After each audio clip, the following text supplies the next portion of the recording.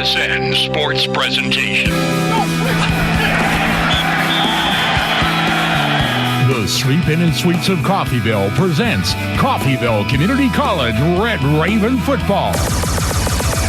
Brought to you by Coffeyville Community College, Rocky Hill Salvage, Taco Mayo, Coffeyville Tire and Auto, Dunge's Auto of Bartlesville, Gillum Retail Liquor, Coffeyville Regional Medical Center, Derailed Commodity, Windsor Place, Acme Foundry, and Community State Bank. Red Raven Football on is an exclusive production of KUSN Radio Sports. You are listening to US 98.1. I am Matt Jordan alongside Kyle High as we get set for a matchup between a couple of2 who would just like to get a win and end the season on a victory. Ellsworth comes into this game 1-8, Coffeyville 2-8. It is the Red Ravens' final game of the regular season, as they have a bye week next week, which is the last week of the regular season. It's the first time I've ever seen a bye in the last week, but here we are. So, Coffeyville is at home. It is homecoming, sophomore night. It is Hall of Fame induction night, and it is been a pretty nice day and a clear night. No wind, absolutely no wind at the moment. And other than that, it's a little chilly, but perfect football weather. Absolutely. It's as you said, it's been a great day today. It's it was a little cold earlier, but you know what? I mean, that got by, and today's actually been great.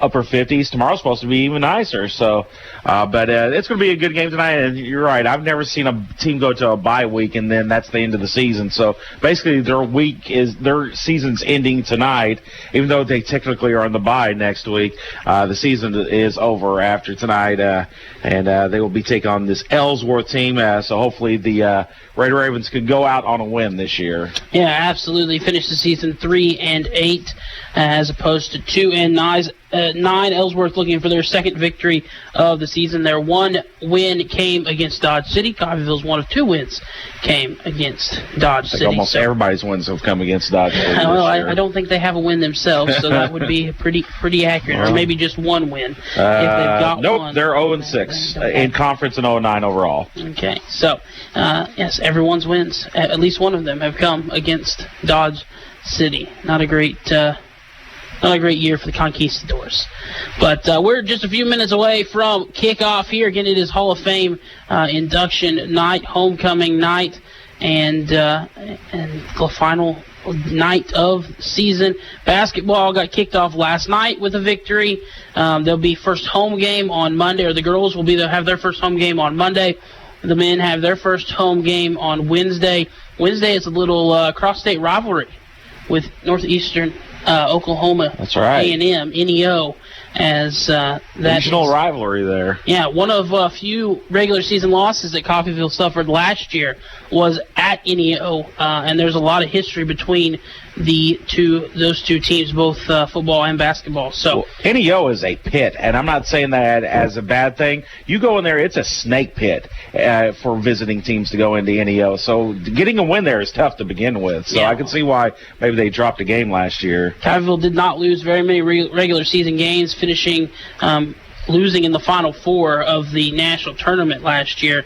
They look to continue that success. They've been very good for a long time, but that gets started at home officially on Wednesday. So we will have kickoff for this final game coming up here in just a bit on US 98.1. We will actually take about a 3.5-minute break as we get set for kickoff here again on KUSN. Every Everyone looks forward to a good meal. That's why we do dining differently at Windsor Place. We call it 7 to 7 dining. Residents can come to the dining room anytime between 7 a.m. and 7 p.m. for a home-cooked meal of their choice. 3 specials are available throughout the day, along with a full menu, including all-day breakfast. If residents need a treat between meals, they can visit our self-service snack pantries. Come see what makes Windsor Place different at mealtime. Call 620-252-4929. At Coffeyville Tire and Auto, we have you covered. Do you need a front-end alignment? We can do it. Need tires? We have them, new or used. Do you need an oil change? We have full-service oil change for just $29.95. Need automotive repair? We do that too. Come and see us on the corner of 12th and Walnut or call to schedule an appointment at 620-251-3140. Go Ravens! A yellow flag on your team is bad. A yellow tag on your favorite new flooring or furniture? Now that's awesome. Go to your local Derailed Commodity now for huge savings during our yellow tag inventory clearance sale. Amazing deals store-wide on carpet, sheet vinyl, hardwood, ceramic tile, and even luxury vinyl plank. Even in-stock furniture is on sale. So kick off your fall with new flooring and furniture during the yellow tag inventory clearance sale at Derailed Commodity with locations in Brazelton and Independence, Kansas, and Joplin and Butler, Missouri. It's this feeling. The one you get when you get your hands dirty. When you finally get it. Because they never told you you couldn't. When you don't just have a piece of paper, you have a career. An invaluable skill set, success. My success story started at CCC. Will yours? Discover Coffeyville Community College. Discover you. Did you deposit that check? Yes, Donna. I used Community State Bank's mobile deposit. Mobile deposit? I thought only those big out-of-town banks had that fancy stuff. Are you sure you did it right? Yes, Donna. I received an alert from Community State Bank telling me it was deposited. Alert! What did you do now? No, Donna. It was an alert I signed up for, letting me know when a deposit is made. I also signed up for a low balance alert on our account and when our home loan payment is posted. Wow, that's some pretty fancy stuff from Community State Bank. Yes, Donna, pretty fancy stuff, but I can still walk right through the door or I can call and talk to a real banker when I want to. You're so smart for banking at Community State Bank, Ralph. I love you. Make your life easier with mobile banking from Community State Bank. Member FDIC. I love you too, Donna. Back here on US 98.1, I'm Matt Jordan alongside Kyle High. We are set for kickoff here on KUSN as the Ellsworth Panthers take on the Coffeyville Red Ravens. Ellsworth won the toss, deferred, so Ellsworth won the toss and deferred to the second half. Coffeyville will receive to start the game as we are getting set to start this game on this pretty mild night, 50-ish degrees, somewhere around the mid-50s, no wind, and a perfect night for the last game of the regular season for football and homecoming night. Now I'll pass it on over to Kyle High as we get set for kickoff. That's right. It's 53 degrees and clear here in Coffeyville. We are ready to go here for tonight's final game of the season. Ellsworth has got the ball teed up, and we are ready to go. They'll be kicking off left or right across your radio dial, and the ball's in there, and we are underway. It'll bounce at the 10-yard line, and that's where it'll be picked up, returned up to about the 15-yard line, now running sideways, and cuts upfield up to the 20, and that's where it'll be cut down. The ball's fumbled and picked up by the Red Ravens, but they're going to say he was down before the ball popped out, and that's where the Red Ravens will begin their drive at the 20-yard line. We'll see who's playing quarterback today.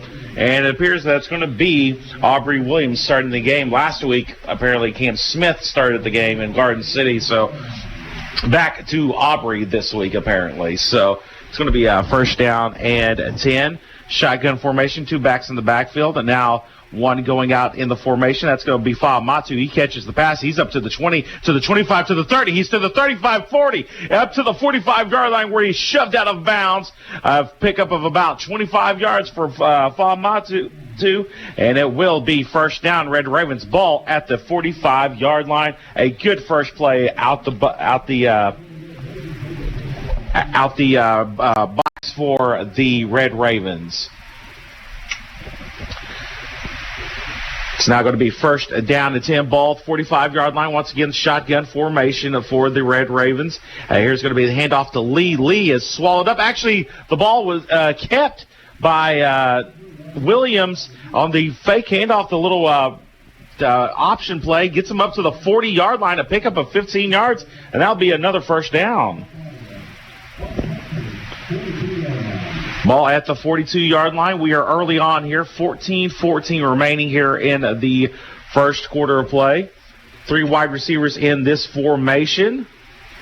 2 to the right side, 1 to the left. Here's the snap to Williams. Williams, a screen pass out to the side, and nothing doing on this play. That's going to be a loss of 1, and it will be second down and 11. Coffeyville's first play that doesn't go for positive plus yards as they quickly got into Ellsworth territory, looking like a team with a little life to start this game. They've been slow starts in every game so far this season, so that's at least a positive thing to see, but can't let the one negative play stop the momentum. Lee in the backfield with Williams. Here's the snap to Williams. Williams looks to his left. He throws to his left, and the pass is hauled in at about the 38-yard line. Hauling that in was Tyquez Hampton, the 6'3" wide receiver out of Jacksonville, Florida. Gets it about 5 yards on that play, and it'll be third down and 5. Ball at the 38-yard line of the Ellsworth team. The Panthers, as I was looking for their mascot. Here's 3 wide receivers in this formation, all to the right side of the formation. Lee in the backfield with Williams. Williams gets a new call from the sideline. And now he sends Lee into motion. It'll be a screen pass out to the side to Lee. Lee will cut up field, and he'll be swallowed up at about the 36-yard line, and it'll be short of the first down. And it looks like that the Red Ravens, after the quick start, may have to go to the punt formation. But, of course, this is the last game of the year. Why not just throw out all the stops? Yeah, this is go for it. This is that murky territory where you can go for it. You're too far to kick a field goal, too close to punt. It's 4th and 4, last game of the season. Try to get that third win. Go for it. And they are going to go for it on 4th down and 4. Man goes in motion, left or right across the formation. Williams back to pass, throws to his right. He has a man open, and it's caught at the 30-yard line, and it will be a first down, Red Ravens at the 29-yard line. A nice catch out there by, I do believe that was the running back, Marco Lee, hauling that in, and it is first down, Red Ravens. Good play there. Yeah, good job of looking down the field, not seeing anyone open, finding the check down, and on 4th and 4, that's all you need is hit the check down man, pick up that first down. Williams and the rest of the team stand up, look at the sideline for a new play being sent in. Again, 2 wide receivers in this formation, 2 backs in the backfield, 1 lined up behind Williams. That is Lee. Here's the snap, the fake handoff to Lee. He's going to pass it to his left. He has a man in the end zone, and it's going to be overthrown as intended for Hampton. But he did have both of his men beat. So if just a little more touch on that pass, that could have been a touchdown for the Red Ravens. You know, one of my favorite things, and I say this very sarcastically, maybe it's because I'm an offensive-minded guy, but when a cornerback comes up and is like celebrating incomplete pass, really, happy when he had nothing to do with it. Williams gets the snap as they're going to speed it up here a little bit, and he hands it off to Lee on the run-pass option, and it picks up about 4 yards, or we'll call it 3 yards, and it'll be third down. But yeah, I know what you're talking about. It's like you had nothing to do with that play. It was just a little bit overthrown. You were beat, buddy. Yeah. So I don't know if you should be cheering that. They ran out of field. That's all that happened right there. It was a little too far through the back of the end zone. It's going to be 3rd down and 8. They'll call it. Ball at the 27-yard line for the Ravens. Williams gets the snap, looking downfield, throws it across the middle, and the umpire was in the way. So that kind of ruined that play. And it will be 4th down, and looks like the Red Ravens will trot in the field goal unit. So coming in will be Seren Hughes Ford, and he will attempt a field goal of about 45 yards here. Williams had Marco Lee open on the wheel route, just did not see him, unfortunately, but hopefully we can get 3 out of this. And here's the snap. It's down. The kick is up. It is long enough, but it is no good, wide left. And that is where the Panthers of Ellsworth will take over at about the 35-yard line. Plenty of leg on that kick, just not enough accuracy. And the Red Ravens come away empty-handed on an opening drive that started out so promisingly. A straight line drive of a kick, too. That had no air underneath it. He just pushed that sucker straight. And it was spinning around, too. It wasn't, No, he did not. It was not end over end. Right. It was doing and that's why it pulled stuff, pulled itself left. It was wobbly. Let's put it that way. And now into the game for Ellsworth at quarterback. As getting out my binoculars so I can see him. That is the quarterback. He passes it up to the 35-yard line, to the 40, to the 41-yard line. The quarterback for Ellsworth. That is A.J. Payne, the freshman. And they will get a first down on their very first play of this series. So Ellsworth answers with big play on their first play from scrimmage, just like Coffeyville started out themselves. The ball on the 42-yard line. Again, that is Payne in the backfield at quarterback. And he awaits the snap. Sends a man in motion across the formation, and the handoff straight up the middle gets up to about the 44-yard line. Nothing else much doing there for the Panthers. The running back on that was drawn early, the freshman running back, and it'll be a pickup of about 2 yards, and it'll be second down. And checking out of the game for Ellsworth will be Keontae Blakely. He's a running back. 2 backs in the backfield. The other one being Kimbrough, as that first name is Sharondarish Kimbrough. I can't pronounce it. That's about the best I can do. Here's a pitch out that's going to be early, but he does not get anything on it. May have actually lost a few yards on it. Good job by the Ravens defense flocking per se to the ball carrier and gang tackling. Sean Darius. That's a better job than I did. Sean Darius Kimbrough. That's a lot better than I did.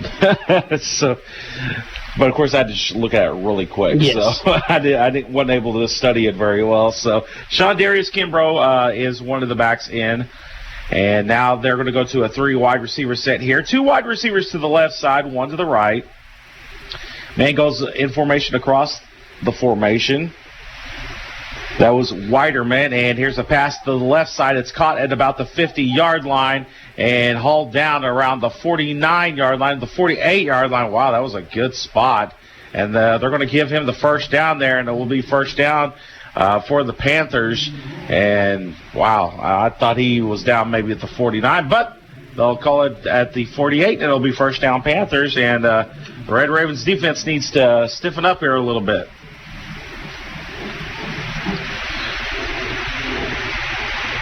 Payne in the backfield, shotgun formation, 2 backs to either side of him. Here's the snap, and heading up is going to be Kimbrough. Kimbrough is to the 35, to the 30, and shoved out at about the 30-yard line. That's going to be a pickup of about 18 yards, and it will be another Ellsworth first down.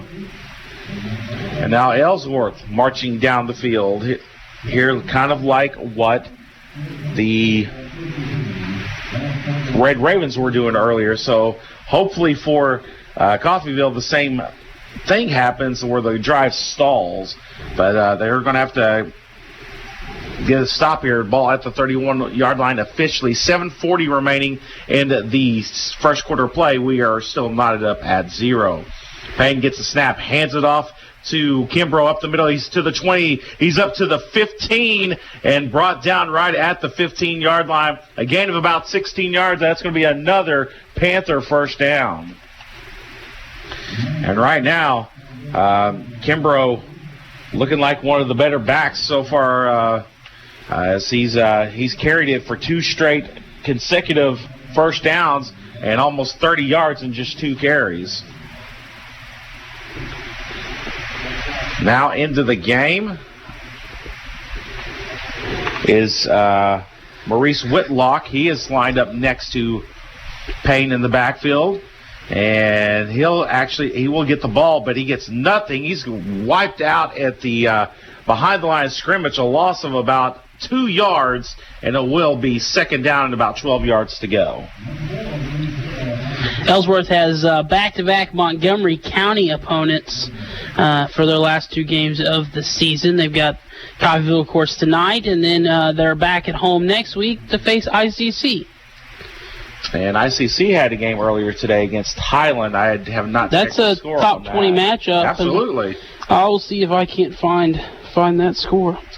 3 wide receivers in this setup. 2 to the left, 1 to the right. 2 backs in the backfield with Payne. Payne will hand it off, and he's up to the 10, to the 5, and he will be just short of the end zone, out at the 1-yard line. That was Whitlock. Getting nearly into the end zone before being shoved out at the 1-yard line, and it's now going to be first and goal, the ball at the 1, and the Ellsworth Panthers looking to draw first blood here in the first quarter of play with 6:11 remaining.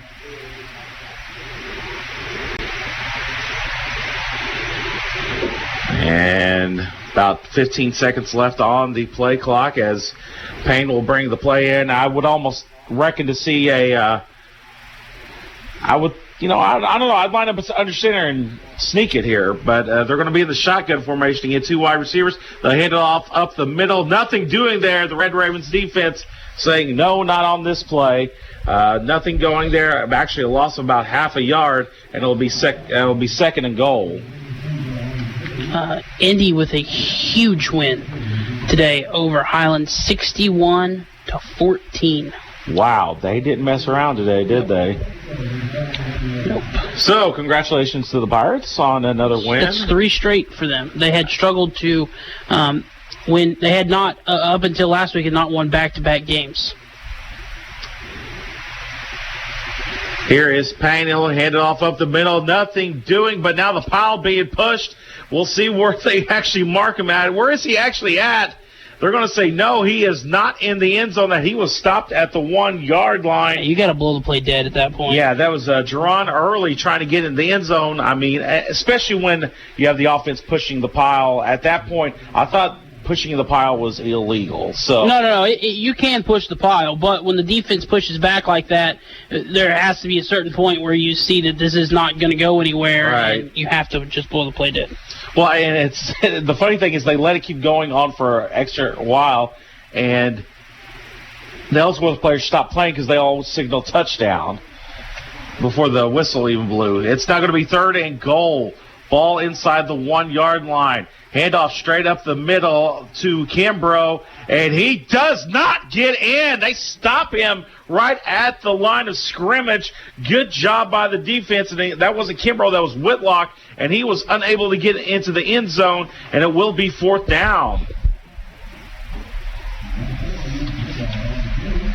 And we'll see what the Panthers elect to do here, if they want to go ahead and try to get the easy 3, or if they want to go ahead and go for it. You got to go. Like they're going for you it. got to go for it here. You're Absolutely. 1-8. You got 2 games left in the season. I'm not punting. If I'm 1-8, 2-8, and I only got a couple games left or 1 game left, going for it. I tell the punter he's got the rest of the season off. Payne gets the snap, goes up the middle. He's not going to get it. The Red Ravens hold at the 1-yard line. What a job by the defense, making sure that the Panthers do not get on the scoreboard, and that should give the Red Ravens some life. You know, Kyle, sometimes you just got to take the points. You just got to kick the field goal. You get on the other side of that bandwagon now, huh? You just gotta take the points. Could have seen an early 3-0 lead. That's a chip shot field goal, closer than an extra point. And no, you can't do that now. But it is going to be first down. Good job by the Ravens defense. Great job by the Ravens 4 defense. straight plays at the 1-yard line, and they were able to stone him each time. Here's Williams in his own end zone, going to hand it off to Lee. Lee goes up the middle. He's up to the 10, to the 15, and keeps moving. Finally brought down at about the 16-yard line. That's going to be a pickup of 15 yards, and that's going to be a first down, Red Ravens. Marco Lee got hit at the line of scrimmage and then carried the Panthers forward for 15 yards to the 16-yard line. And do we got a tailgate going on over here? Looks pretty fun over there. Here's a handoff to Lee once again. Party. He's going to kick up to the 20-yard line before being brought down to the 21. That's going to be a 5-yard pickup. It's going to be second down and 5. Yeah, it looks like a little tailgate party going on over there. We're talking about it's in the south, actually the north parking lot. Got a group of cars there, and people look like they're just having a good time over there. Watching the game from over there as well, probably. And it is going to be second down and 5. Here's a pass out to the flat, and it's going to be hauled in by Hampton, and Hampton is going to be tripped up as he tried to make his way back to the middle of the field. Ended up getting nothing on that play, so it's going to be third down and 5 as we have 2.5 remaining here in the first quarter of play. We are still knotted up at 0-0. The Red Ravens wearing their red home jerseys with white numbers outlined in black. The red pants with the white helmet with the stripe down the middle with the Ravens logo on either side. Like of the classic white helmet. Yes, I do. I do as well. I own the classic white helmet. Yes, I've seen that.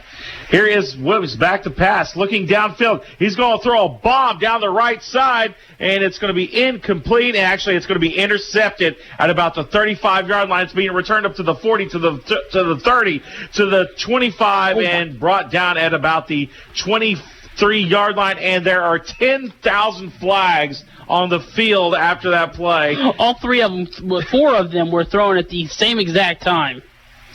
And then big number 77 I for think Coffeyville. he may have taken a flag. Ethan Card, he got to make a tackle as an offensive lineman, and he let the returner there have it. And one of the players down, he's I think he took a flag somewhere because he's not feeling too well. It's not the place you want to be hit at if you're a gentleman. It's the soft spot. Yes, the soft spot.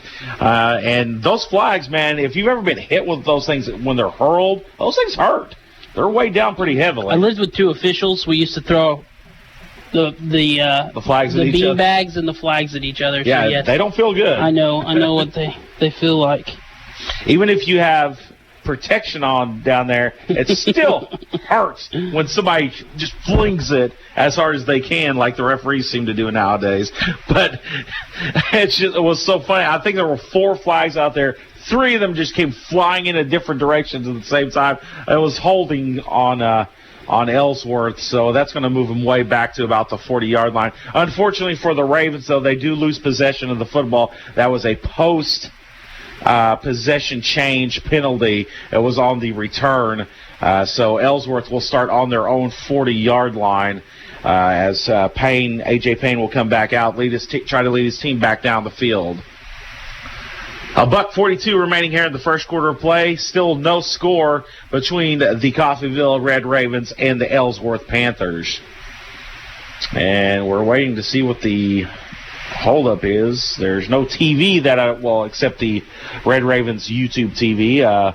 We hope if you're watching that, you're hearing our broadcast as well. So our broadcast is the YouTube broadcast. Yes. That's what I was trying to say. Okay, I'm just making sure. Yes, we didn't get to the last game of the season, and you didn't know that those were the same. No. Okay. I knew it was us the whole season. Okay. So I knew it was us the whole season. So here is going to be the handoff. Actually, it's going to be a fake handoff as he's going to roll out to his left. The pass is broken up by a Red Ravens player. Almost picked off. Yeah, it was almost picked off, and I think that was number 41 on the play for the Red Ravens. That was Say Norman, the linebacker from Junction City, Kansas. So a Kansas kid doing a pretty good job there for the Red Ravens, and it'll be second down. It did take you to the last game of the season to remember your binoculars. So, yes. And they're helping. So I'll remember next season to bring them every game because they're helping out quite well tonight. It's going to be second down and 10. The handoff to the left side. This is to Kimbrough, and he's going to be shoved out of bounds at the line of scrimmage as he went to the far sideline, and it will be third down and 10. Good job by the Ravens defense stringing that play out to the sideline. Kimbrough was unable to get anywhere. Ball at the 40-yard line still. Third down and 10. Just under 90 seconds remaining here in the first quarter of play. We are still scoreless between these two teams. Both teams trying to avoid loss number 9 on the year. Coffeyville trying to pick up win number 3. Ellsworth trying to pick up win number 2 of their season. Payne gets the snap. He's going to roll out to his right. Looks downfield. And he's hit as he tried to throw the football, and it goes out of bounds. And it will be fourth down. Great play there by the Coffeyville defense. I do believe making that play was, I lost him. There he is. That is unsure because his number's not on the roster. So that's why I was unsure about it, because it's like I don't recognize that number, and I looked down and his number wasn't on the roster. So it will be fourth down. So Ellsworth does elect a punt here. And standing back on his own 25-yard line will be the returner, and he will let this go, and it bounces at the 32, and before it's finally picked up at the 35, 34-yard line. And it'll be first down, Red Ravens. Pretty good field position to start out at their own 35-yard line. So the interception does not come back to haunt the Red Ravens. And Williams returns to the field. Fa'amatu in the backfield with him. Isaiah Wright lined up on the right side in the slot position. Here's the pass to the wide receiver on the far side, and that's hauled in at about the 40-yard line. It'll be a pickup of about 5 yards. Hauling that in for the Red Ravens was number 80. That was Isaiah Taylor hauling that in. And it will be second down and 5 for the Ravens. As we have our under 30 seconds remaining here in the first quarter play. A fast-moving first quarter of play. Here's the handoff to Fa'amatu, straight up the middle. Gets nothing there, maybe a yard there, and it will be third down and 4. And that most likely will be the last play of this very fast-moving first quarter. So we'll see if they get the playoff or if they're just, we'll wait for the second quarter, and that's what they'll do. We'll go ahead and take a 1-minute break. We are tied up at 0 here at Veterans Memorial Stadium in Coffeyville. You're listening to Red Ravens football right here on KUSN. I'm the adult beverage you could have had, but they just didn't have what you were looking for. That won't happen when you shop Gillen's Retail Liquor in Coffeyville. That's because Gillen's carries the widest selection in the area. But on the unlikely chance they don't have what you're looking for, just let them know and they'll promptly order it for you. Gillen's Retail Liquor at 1713 West 8th Street, with the largest, coldest cooler in the area and fast, friendly service you can count on. You'll never go home empty-handed at Gillen Retail Liquor. Playing an important part in the growth of Coffeyville and southeast Kansas is Acme Foundry. From humble beginnings in 1914 with just 2 small buildings and 40 employees, Acme Foundry has grown to a 212,000 square foot facility with over 300 employees. Today, Acme Foundry is a diverse company with a wide array of products, including parts for diesel engines, hydraulic and industrial valves, petroleum production gears, and more. Acme Foundry, representing the growth of Coffeyville. There you go.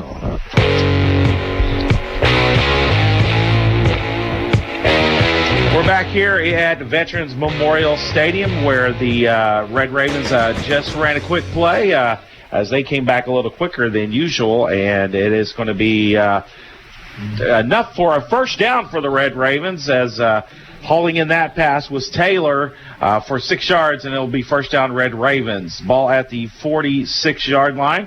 It's going to be a handoff straight up the middle to, I do believe this is either Lee or Fa'amatu, and it is Fa'amatu, and he's going to get up to the 48-yard line. A pickup of about 5 yards, and it'll be second down. They'll get him 6 yards. It'll be second down and 4. And the Ravens just breaking off little chunks of yardage here and there, and you know what? That's perfectly fine as long as you keep picking up those first downs. And it'll be another handoff to Fa'amatu. He'll bounce out to the right side and be run out of bounds at about the 41, but that will be enough for another Red Raven first down. And, again, moving the ball slowly down the field, but it is working. Kaishan Bryant checking into the game for Fa'amatu.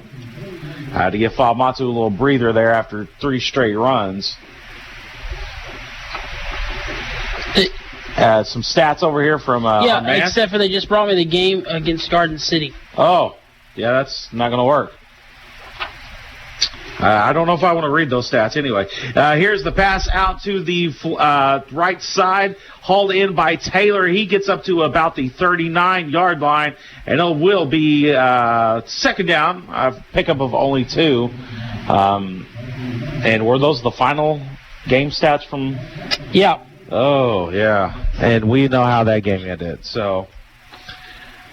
But we'll put that one behind us. So we'll see if they get us the correct stats here in just a few minutes. It is going to be second down and 8. Handoff straight up the mid, actually to Brian. And actually, it was passed over the middle and unable to haul in the pass was Hampton. I was completely fooled on the play. You know, you've seen it on TV sometimes where the cameraman gets completely fooled. That's what happened to me. I was looking at Brian. I thought he had the ball, but apparently the ball got passed across the middle. So if I was playing defense, I would have got completely fooled on that play because I was sure the running back had the football there. Augusta, the high school game, Phil Kinley played Augusta last night. They ran a misdirection offense, and there was several times I did not know who had the football. And we have a man that jumped off sides on Ellsworth, and that should give the Red Ravens 5 free yards to make it 3rd and 3, unless they will call a false start. We'll see what the call is here. Nope, it is offside.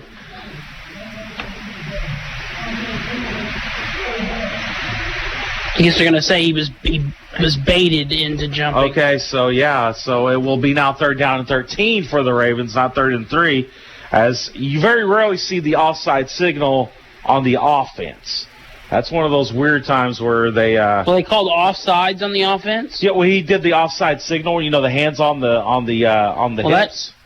That just That confuses me now. Okay, it's going to be 3rd down and 13. Williams back to pass. He has a man wide open. He's up to the 35, to the 30, and he gets hit, but he keeps moving, and he's finally going to be brought down at the 28-yard line. That was Bryson Yarmo, the 6'5" tight end out of Hudson, New Hampshire, and it's first down, Red Ravens. He was wide open in the left flat. Nobody within 10 yards of him.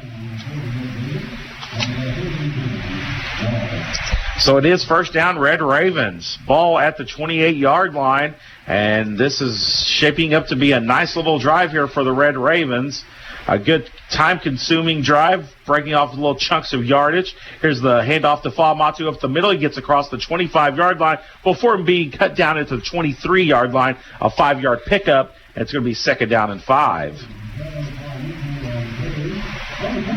And again, as I was saying, this is a nice little drive. They're just getting little chunks of yardage.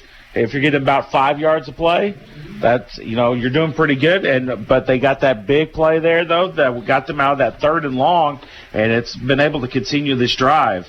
3 wide receivers. They'll hand it off to Fa'amatu, and he gets cut down the backfield. Actually, Williams keeps it up the middle. He gets back to the original line of scrimmage, so it will be 3rd down and 6. It's a good thing Fa'amatu did not get that ball because he was swallowed up in the backfield quickly.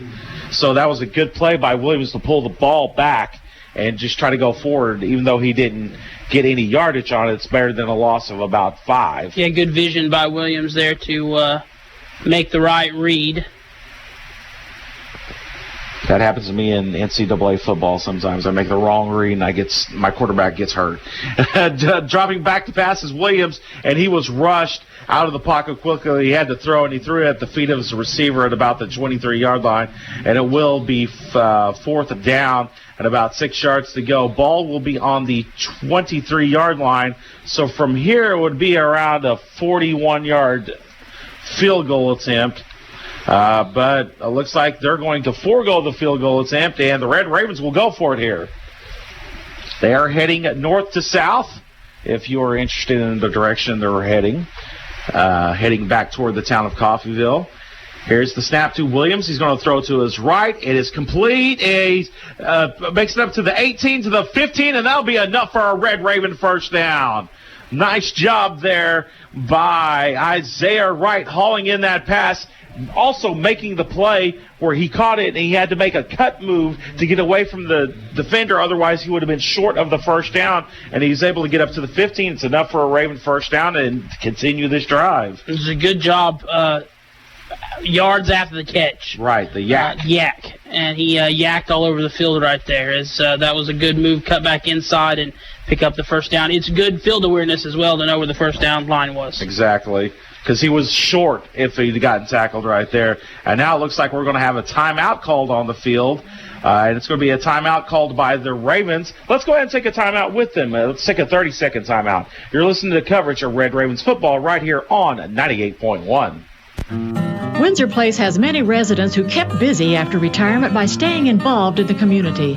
Residents don't have to leave their active lifestyles behind when they come to Windsor Place. In fact, we encourage our residents to stay engaged in their favorite activities and to maintain hobbies and friendships in the community. For residents that can no longer venture out for activities, we keep a full schedule of entertainment, classes, games, crafts, and more. For more information, call 620-252-4929.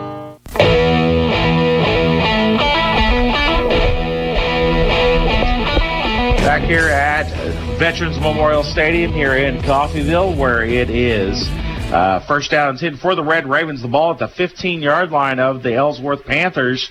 10:49 remaining here in the second quarter of play. We are knotted up at 0.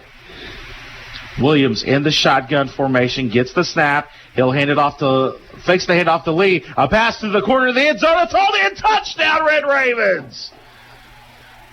A nice fade pass to the back pylon, hauling that pass in, and that was one of those passes. The only guy who was going to be able to catch it was going to be the receiver for the Red Ravens.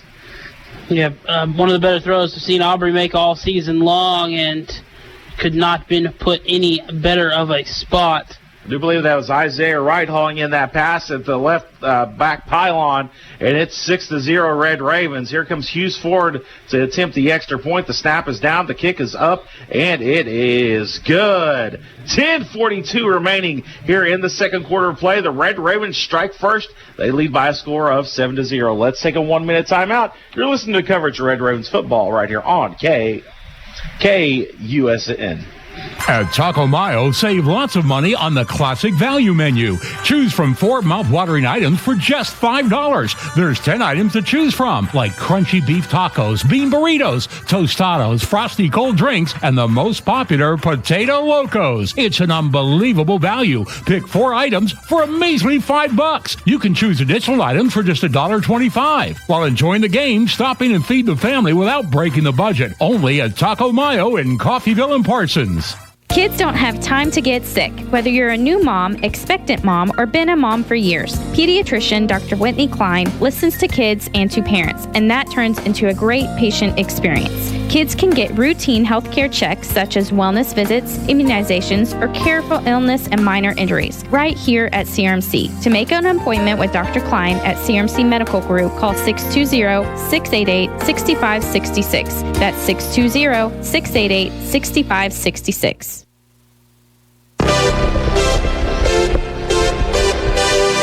We're back here at Veterans Memorial Stadium after a beautiful drive by the Red Ravens. Here is the kickoff, hauled in at the 8-yard line, brought it back up to the 15, and heading toward the near sideline across the 20 to the 25, and brought down at the 25-yard line. Returning that kickoff was Terry Matthews for the Ellsworth Panthers, and they will start at the 25-yard line.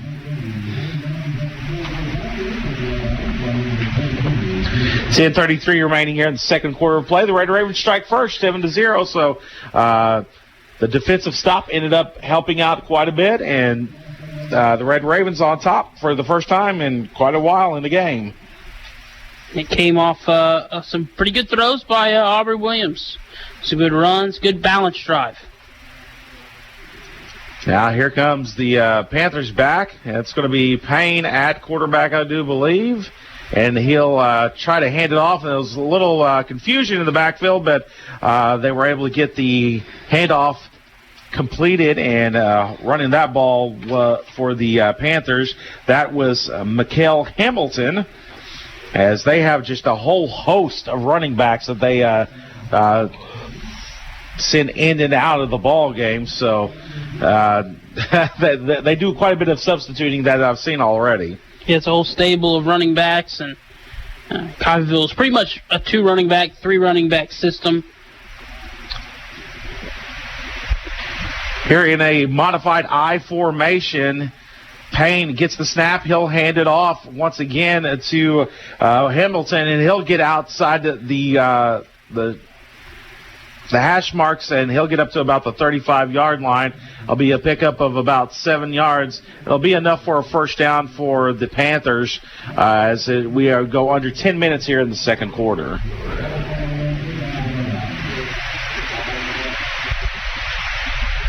As I'm looking at the enormous amount of running backs that they have down there in the huddle, as Ellsworth intends to play it slow here, though.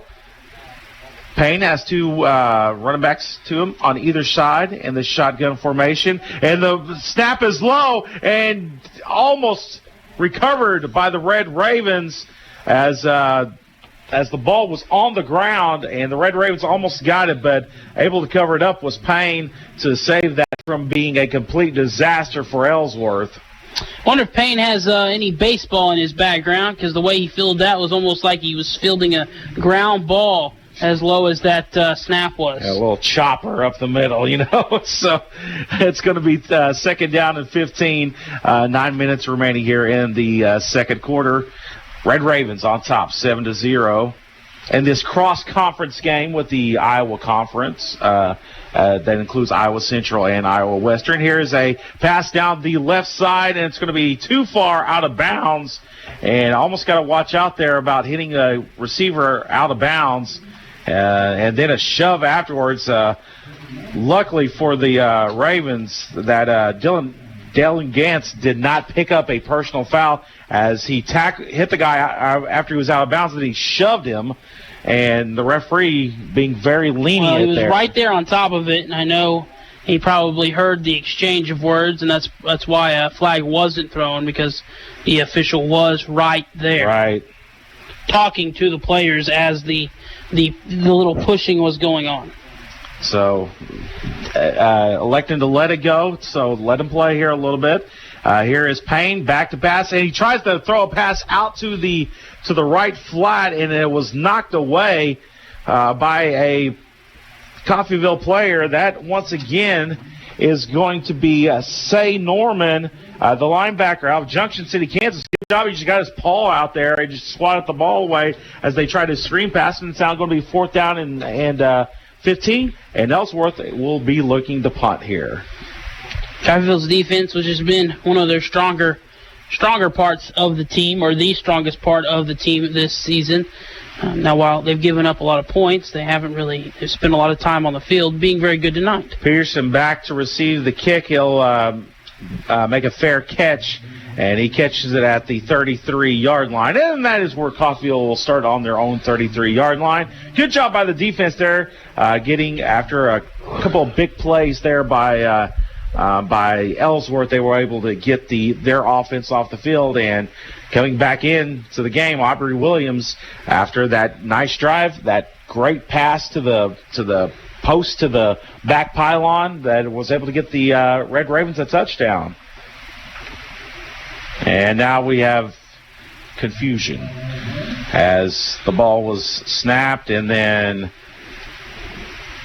Williams wasn't ready for it. I don't think the ball was ready for play. There's no flags thrown here, so I do not think the ball was ready. But I think there was a substitution made by the defense. So, and they weren't ready for the ball to be played. Set. Yes, exactly. Here is Williams. He'll screen pass out to Falmatu, who has a man open down the right side. He throws it himself. It's caught at the 20, to the 15, to the 5, 10. Touchdown, Ravens! Trickeration in the last game of the season. And I believe Marco Lee actually with the long touchdown pass. Man, where's that been all season? Absolutely. That was a beautiful throw. The pass to Jared Miles, it ends up being a 67-yard touchdown pass by Marco Lee, and a huge play for the Ravens to get on the scoreboard once again, as Miles had nothing but green in front of him if he'd caught that, and he did. Extra point attempt by Hughes Ford coming up to try to make this a 14-point game. The snap is down, the kick is up, it hits the upright, and it is no good. However, the Ravens strike again with 8:24 remaining here in the second quarter of play. The Red Ravens lead by a score of 13-0. You're listening to coverage of Red Ravens football after this 1-minute timeout on KUSN. Raven fans, coming into town for a game? Make it a great weekend. Reserve your room at Coffeyville Sleep-In and Suites, Coffeyville's premier home away from home. Enjoy plush, clean accommodations, a free continental breakfast, indoor pool, Wi-Fi, and superior staff and services. Ask about special AARP and military discounts. Coffeyville Sleep-In and Suites, a proud supporter of the Red Ravens. One family has been selling vehicles in Oklahoma for 90 years. Dunge's Family of Autos. We're Oklahoma's oldest Toyota dealer, and we've been selling Fords and Lincolns here in Bartlesville even longer. Trade with us and you'll have a low-pressure, enjoyable time buying a car, truck, or SUV. And every new vehicle comes with our complimentary 7-year, 100,000-mile better warranty. When it comes to Toyota, Ford, and Lincoln, you have a choice. DungesChoice.com. We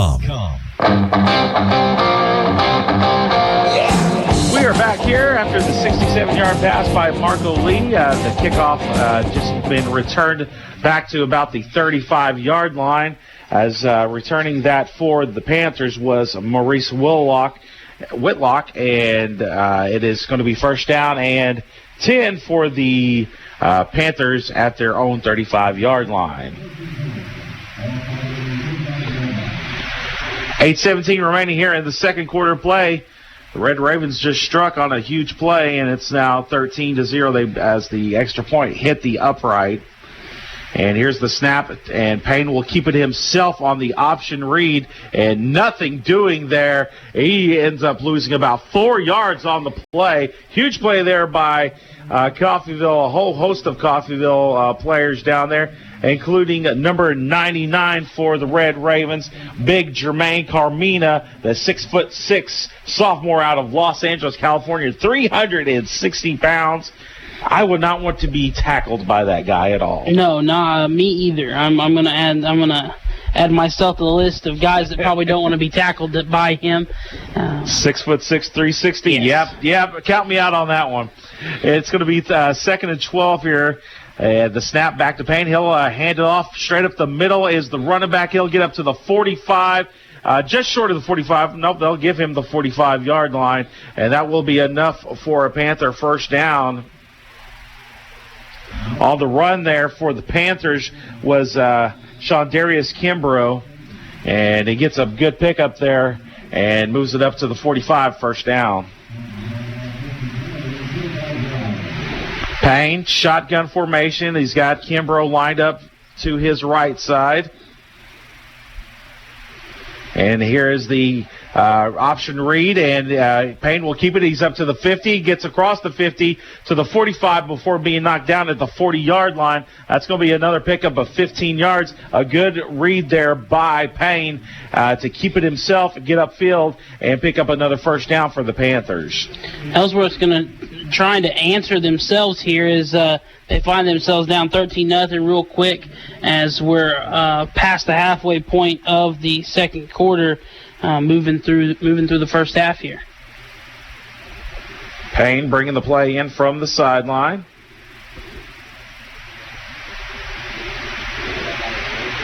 Lined up in the backfield with him is Keontae Blakely to his left. And Blakely will get the handoff. He's going to bounce out to the right side, getting nothing there. Good job by the defense hauling him down. including that was for the Red Ravens. That was Jacob Prochet, and the freshman out of Dallas, Texas, getting the tackle there. So it's going to be second down and 12. Under 6 minutes here in the second quarter of play. The Red Ravens lead by a score of 13-0 over the Panthers from Iowa. Payne in the backfield, shotgun. Claps his hands, gets the ball. He'll hand it off, and up the middle will be Hamilton, and he'll get up to about the 35-yard line, around the 34 before he's hauled down. It's going to be a pick of about 7 yards, and it'll be third down and 4 here, and the Red Ravens looking to get a stop here to maybe force a punt or make him go for it on fourth down here. We'll see what happens here, though. As Hamilton checks out of the game, checking back in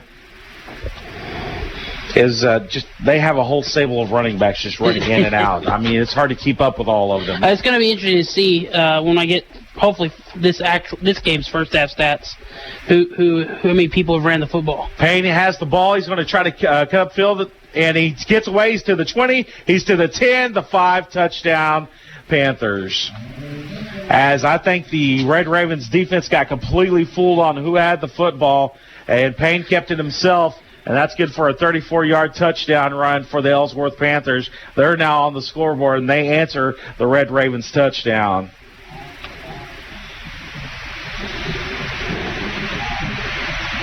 So it is now 13-6. On to attempt the extra point for Ellsworth. This is going to be Logan Ward. And the snap is back. It is down. The kick is blocked. It's picked up by the Ravens. He's going to return it to the 30, to the 40, to the 50, the 40, the 30. You can kiss him goodbye. 2-point conversion for the Ravens. I don't know if there's necessarily something that you can excel at when it comes to blocking kicks. I don't know if that's something necessarily you just are good at or just kind of a thing that happens. But Coffeyville last year, very good at blocking extra points. Started the season out this year actually pretty good at blocking extra points. But they quickly made their missed extra point to an extra 2 points on the block there. Dalen Gantz with the return for the 2-point conversion. So the Red Ravens get a score right after the touchdown. They now lead by a score of 15-6. Let's go ahead and take just a 30-second break here. You're listening to coverage of Red Ravens football right here on KUSN. They say if it ain't broke, don't fix it. But if it is, see Rocky Hill Salvage just east of Coffeyville. Rocky Hill has everything you need to fix your vehicle, from door handles to rebuild parts. And they offer towing and repair, too. Auto parts, accessories, salvage, and more. You can count on Rocky Hill Salvage. Rocky Hill Salvage is 176 4000 Road on Highway 166, just a few miles east of Coffeyville. Rocky Hill Salvage, always on our toes. We are back here at Veterans Memorial Stadium as Ellsworth did score a touchdown, but turning it right back the other direction was Dalen Gantz as the extra point was blocked, and he returned it for a 2-point conversion for the Red Ravens. And here is the kickoff. The Ravens will get the ball. It's going to bounce at the 15-yard line, scooped up at the 5, return to the 10, to the 15, and gets to the 20. He's going to cut out to the outside before he is hit. Oh, wow. The tackle, was yanked down. Yeah, he grabbed him by the leg and just yanked him backwards until he fell down. He wasn't tackled. He was just yanked down. That was Titan Williams with the return, and you would just have to see it to believe what we just saw.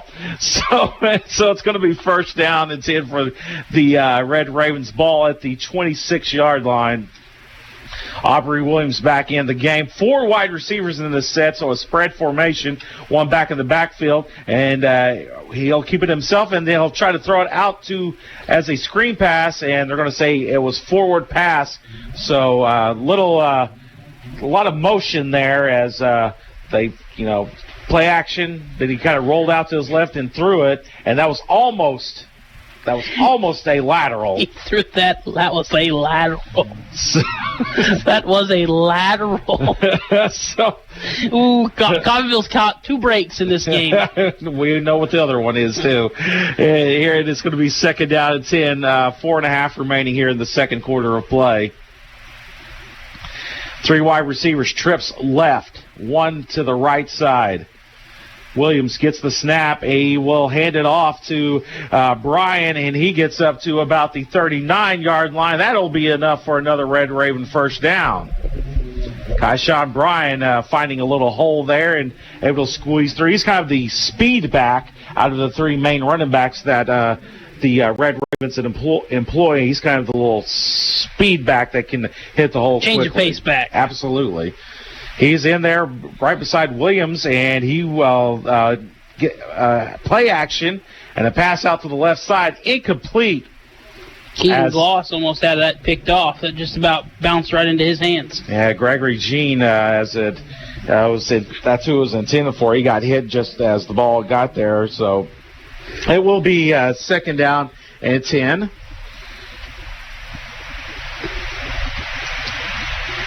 Red Ravens looking to earn win number 3 on the season. They are up 15-6. Williams back to pass, looking down the field, and he tries to pull it down, and he gets mushed at the 35-yard line. I think he may have lost the football, and Ellsworth may have picked it up. We'll see what the call is here.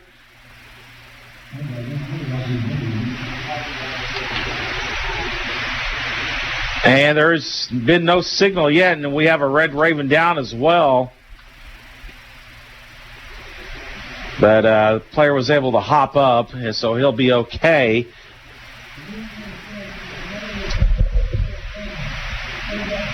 They're going to say he was down, so no fumble.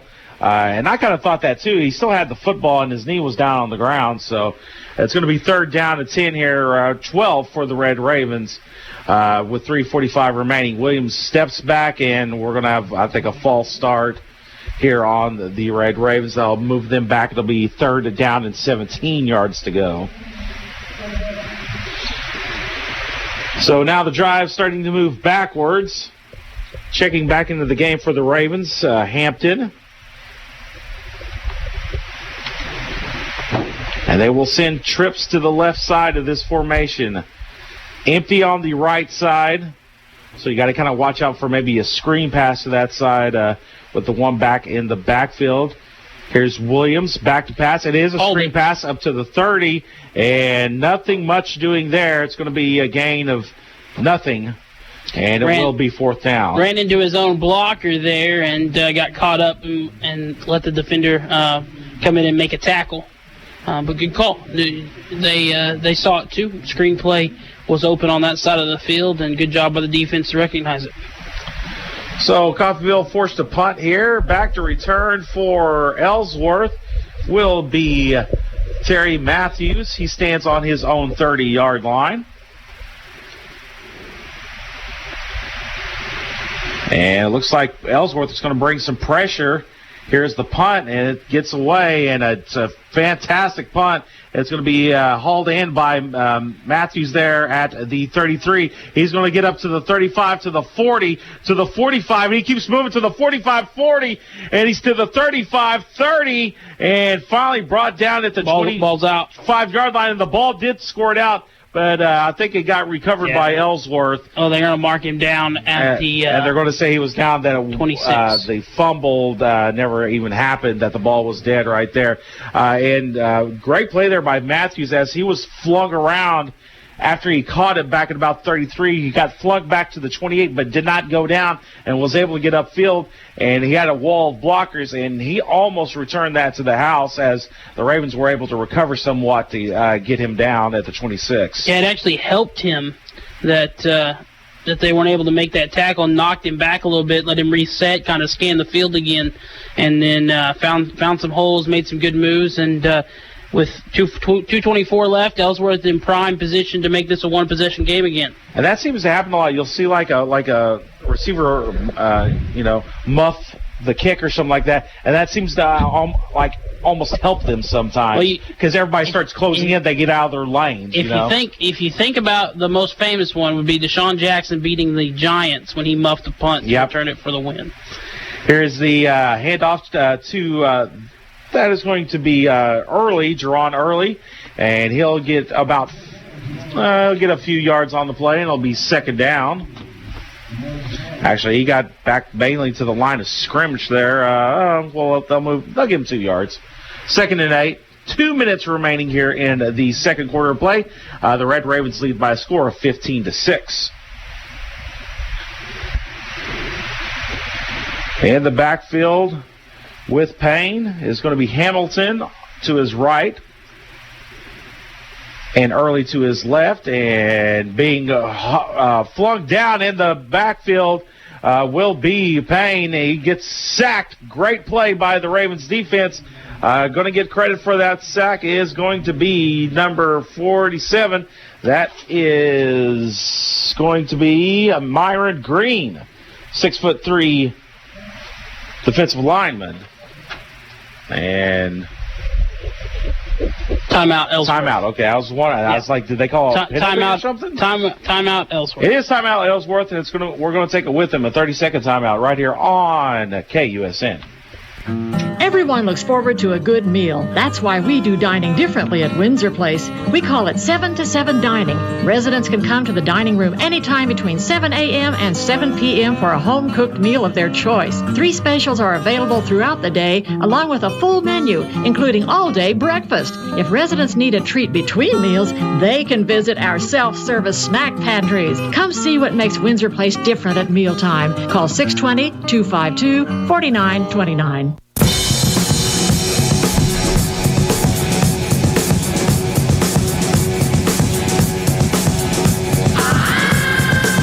Welcome back to Veterans Memorial Stadium here in the north side of Coffeyville, here in Pfister, just a little north of Pfister Park. We are here in Veterans Memorial Stadium. It is 15-6. Red Ravens lead with just 95 seconds remaining in the second quarter of play. And here is the snap to Payne. Payne looks downfield. He gets flung around, and he will be sacked back at the 42-yard line once again for the Red Ravens. That was Myron Green getting in there and making a huge play.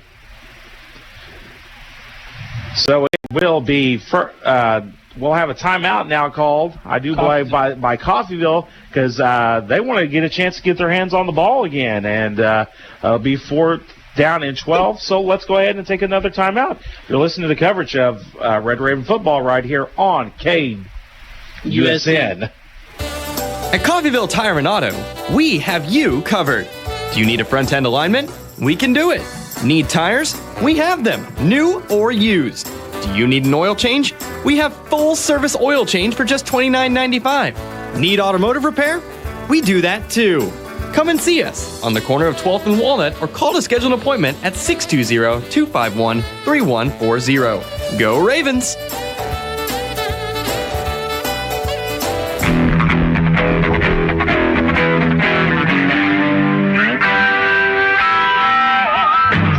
Back here in Veterans Memorial Stadium, as we have a $1:27 remaining, the Coffeyville Red Ravens called another timeout to stop the clock, as it is now 4th down and 19. So a long way to go here for Ellsworth. You go for it. I guess they're going for it. Too far to kick a field goal. Yeah, it's too far to kick a field goal, too deep to punt it. And now we're gonna have another timeout called by the Red Ravens. I guess they were just kind of wanting to see what kind of formation they were going to come out in, and then go ahead and hit the reset button. So it's another timeout. We'll go ahead and keep it here, but it's been you said it before we came on air. Could be a pretty exciting game today. You know, you're thinking it's 1-8 versus 2-8. No, it's not going to be that great of a game. But everybody. But it's been a good game so far. It has been a very good game. Both teams, want that just one more win. Get that extra win for Coffeyville. They want to finish the season on a high note. Finish with a win, and they've come out, they've played pretty well in this first half. Trick plays, blocked extra point, some good throws, good runs, balanced offense. It's been a very entertaining game so far. It's been a very good first half with a 9-point lead, as we now we'll see if they want to try to extend that lead and what they try to come out and do if they get the stop here. So it looks like the offense will come back on the field for Ellsworth, and there we'll go for it there on 4th down and 19. They have to get the ball right now is at the 35-yard line. They have to get down to the 16-yard line. And here's the snap to Payne. He will pull it down himself. He'll get to the 30, to the 25-20, and he's hit, and he ran over the guy that tried to tackle him, and he will get the first down. Wow, that was a collision right at the 17-yard line, and Payne actually plowed him over. Wow. Of course, he did have a full head of steam going into him as well. That's the second good run I've seen by that quarterback tonight. Great run I've seen by that quarterback tonight. The first on the touchdown, that one there, very, very impressive, hard run, and to know you're right there at the line to gain, and defender's coming at you, and you're coming at him. You just lower your shoulders. Yep, push through, and not something you see from quarterbacks too often, although in the NFL, Josh Allen has kind of become that hard-nosed running quarterback. he just throws caution to the wind and says, I'm going for it. So, again, another timeout called. I think this one was called by Ellsworth, because they now want to preserve time here so they can attempt to get into the end zone. If not get into the end zone, at the very least, get in field goal range, which I think they're already in right now, I would think. Yeah, this is field goal range, I would say. I was watching them warm up before. No wind. They do have one timeout left. Still a minute 15. Plenty of time on the 15-yard line. Coffeyville, though, out of timeout. So Ellsworth looking at here. You could go down. You could go in trailing by 9 if you get, or 6 if you get the field goal, or just a couple of points if you do score a touchdown. Payne in the backfield, shotgun formation.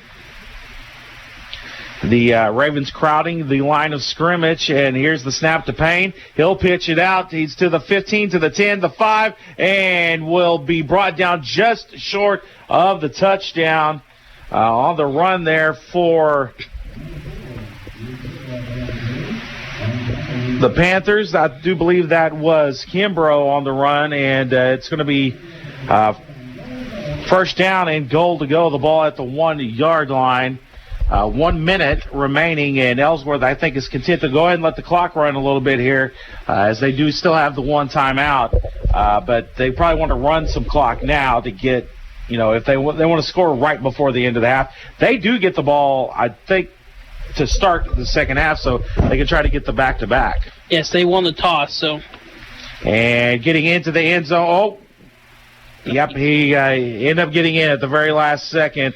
I thought maybe he got kept out, but into the end zone, Ellsworth gets the touchdown, and it is now 15-12, as that's one of your more odd scores you ever want to hear in football, 15-12. I did a game with that, no joke. It was 6-5 at one point. And the 6 was 3 safeties, by the way. Oh, wow. So it was actually 4-3 as another game that I was at. So here's the snap. It is down, and the kick is up, and it is good.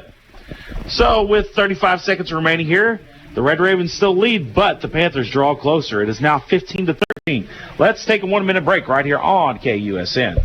A yellow flag on your team is bad. A yellow tag on your favorite new flooring or furniture? Now that's awesome. Go to your local Derailed Commodity now for huge savings during our yellow tag inventory clearance sale. Amazing deals store-wide on carpet, sheet vinyl, hardwood, ceramic tile, and even luxury vinyl plank. Even in-stock furniture is on sale. So kick off your fall with new flooring and furniture during the yellow tag inventory clearance sale at Derailed Commodity, with locations in Brazelton and Independence, Kansas, and Joplin and Butler, Missouri. It's this feeling. The one you get when you get your hands dirty. When you finally get it. Because they never told you you couldn't. When you don't just have a piece of paper, you have a career. An invaluable skill set, success. My success story started at CCC. Will yours? Discover Coffeyville Community College. Discover you.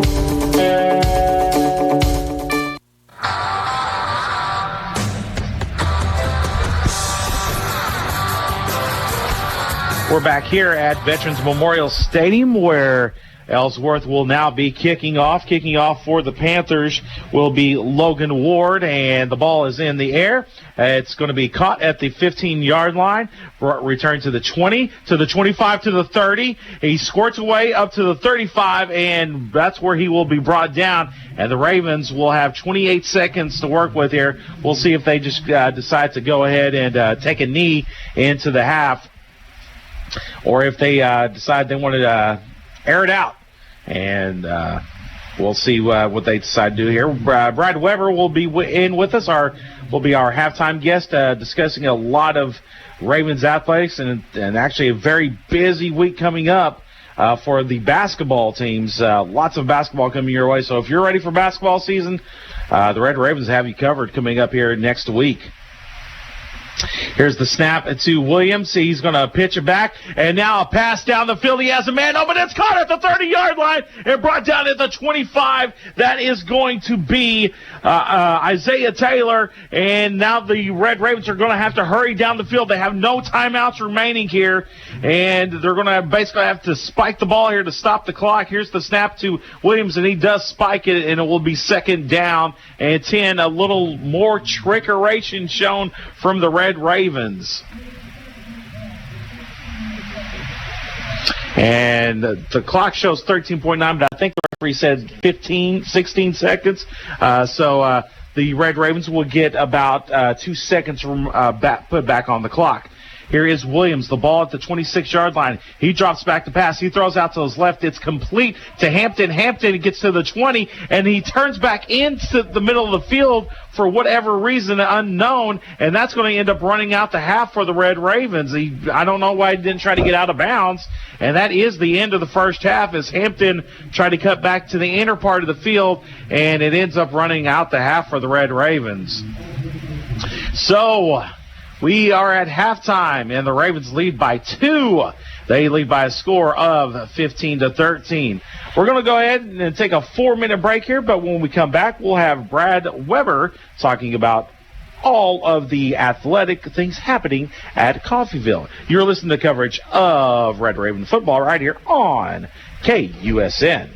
Ralph, did you deposit that check? Yes, Donna. I used Community State Bank's mobile deposit. Mobile deposit? I thought only those big out-of-town banks had that fancy stuff. Are you sure you did it right? Yes, Donna. I received an alert from Community State Bank telling me it was deposited. Alert! What did you do now? No, Donna. It was an alert I signed up for, letting me know when a deposit is made. I also signed up for a low balance alert on our account and when our home loan payment is posted. Wow, that's some pretty fancy stuff from Community State Bank. Yes, Donna, pretty fancy stuff, but I can still walk right through the door, or I can call and talk to a real banker when I want to. You're so smart for banking at Community State Bank, Ralph. I love you. Make your life easier with mobile banking from Community State Bank. Member FDIC. I love you too, Donna. I'm the adult beverage you could have had, but they just didn't have what you were looking for. That won't happen when you shop Gillen's Retail Liquor in Coffeyville. That's because Gillen's carries the widest selection in the area. But on the unlikely chance they don't have what you're looking for, just let them know and they'll promptly order it for you. Gillen's Retail Liquor at 1713 West 8th Street, with the largest, coldest cooler in the area and fast, friendly service you can count on. You'll never go home empty-handed at Gillen Retail Liquor. Playing an important part in the growth of Coffeyville in southeast Kansas is Acme Foundry. From humble beginnings in 1914 with just 2 small buildings and 40 employees, Acme Foundry has grown to a 212,000 square foot facility with over 300 employees. Today, Acme Foundry is a diverse company with a wide array of products, including parts for diesel engines, hydraulic and industrial valves, petroleum production gears, and more. Acme Foundry, representing the growth of Coffeyville. At Taco Mayo, save lots of money on the classic value menu. Choose from 4 mouth-watering items for just $5. There's 10 items to choose from, like crunchy beef tacos, bean burritos, tostados, frosty cold drinks, and the most popular Potato Locos. It's an unbelievable value. Pick 4 items for a measly $5. You can choose additional items for just $1.25. While enjoying the game, stop in and feed the family without breaking the budget. Only at Taco Mayo in Coffeyville and Parsons. Kids don't have time to get sick. Whether you're a new mom, expectant mom, or been a mom for years, pediatrician Dr. Whitney Klein listens to kids and to parents, and that turns into a great patient experience. Kids can get routine healthcare checks such as wellness visits, immunizations, or care for illness and minor injuries right here at CRMC. To make an appointment with Dr. Klein at CRMC Medical Group, call 620-688-6566. That's 620-688-6566. Hey, Raven fans, coming into town for a game? Make it a great weekend. Reserve your room at Coffeyville Sleep-In and Suites, Coffeyville's premier home away from home. Enjoy plush, clean accommodations, a free continental breakfast, indoor pool, Wi-Fi, and superior staff and services. Ask about special AARP and military discounts. Coffeyville Sleep-In and Suites, a proud supporter of the Red Ravens. Stay tuned for the Red Raven Halftime Show on KUSN. The Red Raven Halftime Show is brought to you by Coffeyville Community College, Coffeyville Tire and Auto, Dunges Ford of Bartlesville, Gillum Retail Liquor, Coffeyville Regional Medical Center, Derailed Commodity, Windsor Place, Acme Foundry, and Community State Bank. Now, the KUSN Red Raven Halftime Show. Welcome back here to Veterans Memorial Stadium here in North Coffeyville, just a little north of Pfister Park itself. The Red Ravens lead by a score of 15-13 over the Ellsworth Panthers. And in with us, as he is every time during a home game, we have Brad Weber from Coffeyville. From Coffeyville Community College. How you doing today, Brad? I'm doing great. Good to be here. Absolutely. It's been an entertaining first half here. Lots of different things that you usually don't see. I mean, we've seen the blocked extra point. We've seen half-back passes. I mean, it just everything's being thrown out tonight. It's the last game of the year. Pull everything out that you got.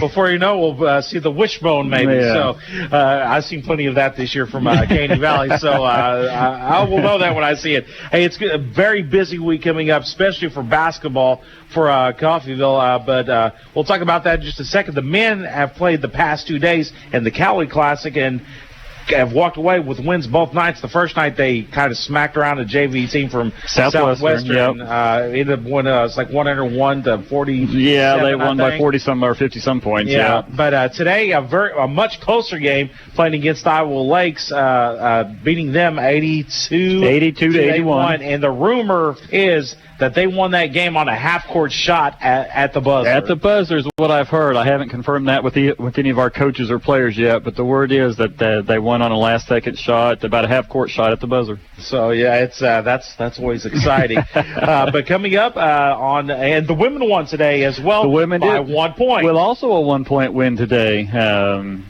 They were over at North Arkansas College. They played over there.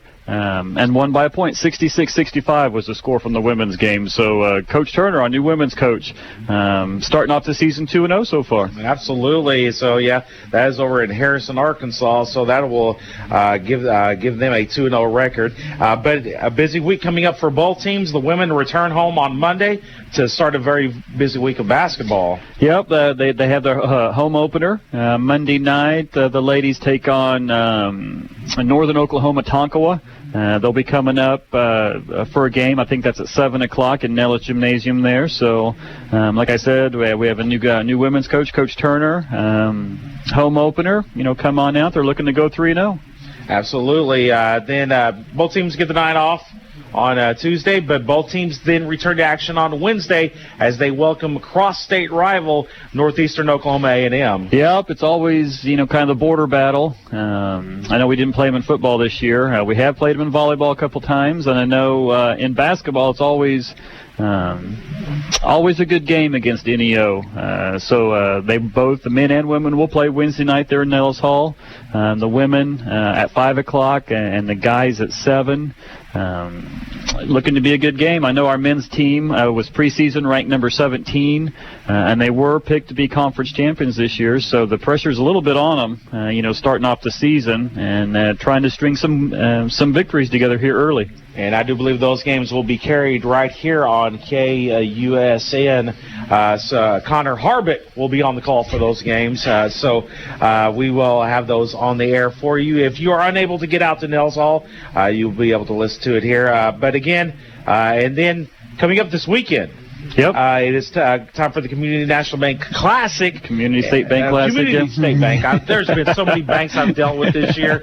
We had Community National Bank on one of our high school teams. But Community State Bank Classic teams coming in. Should be a good weekend of basketball. Yep, we're hosting a couple games on Friday night in that Classic. I think the games will be at 5 and 7. We will play the second game on Friday night, the 7 o'clock game. For that, I think we're playing Kirkwood Community College for that. With that, and then on Saturday, I believe the games are in the afternoon on Saturday at 2 and 4, and we will again play the second game, the 4 o'clock game, and we're playing Minnesota Prep, I believe, in that game. So all kinds of basketball in Nellis Gymnasium next week. We got Monday, Wednesday, Friday, and Saturday. So if you can fit any of those in, come on out. Plenty of basketball. If you're ready for basketball, it's coming, and even the week after that, we got Eastern Oklahoma State College coming into town.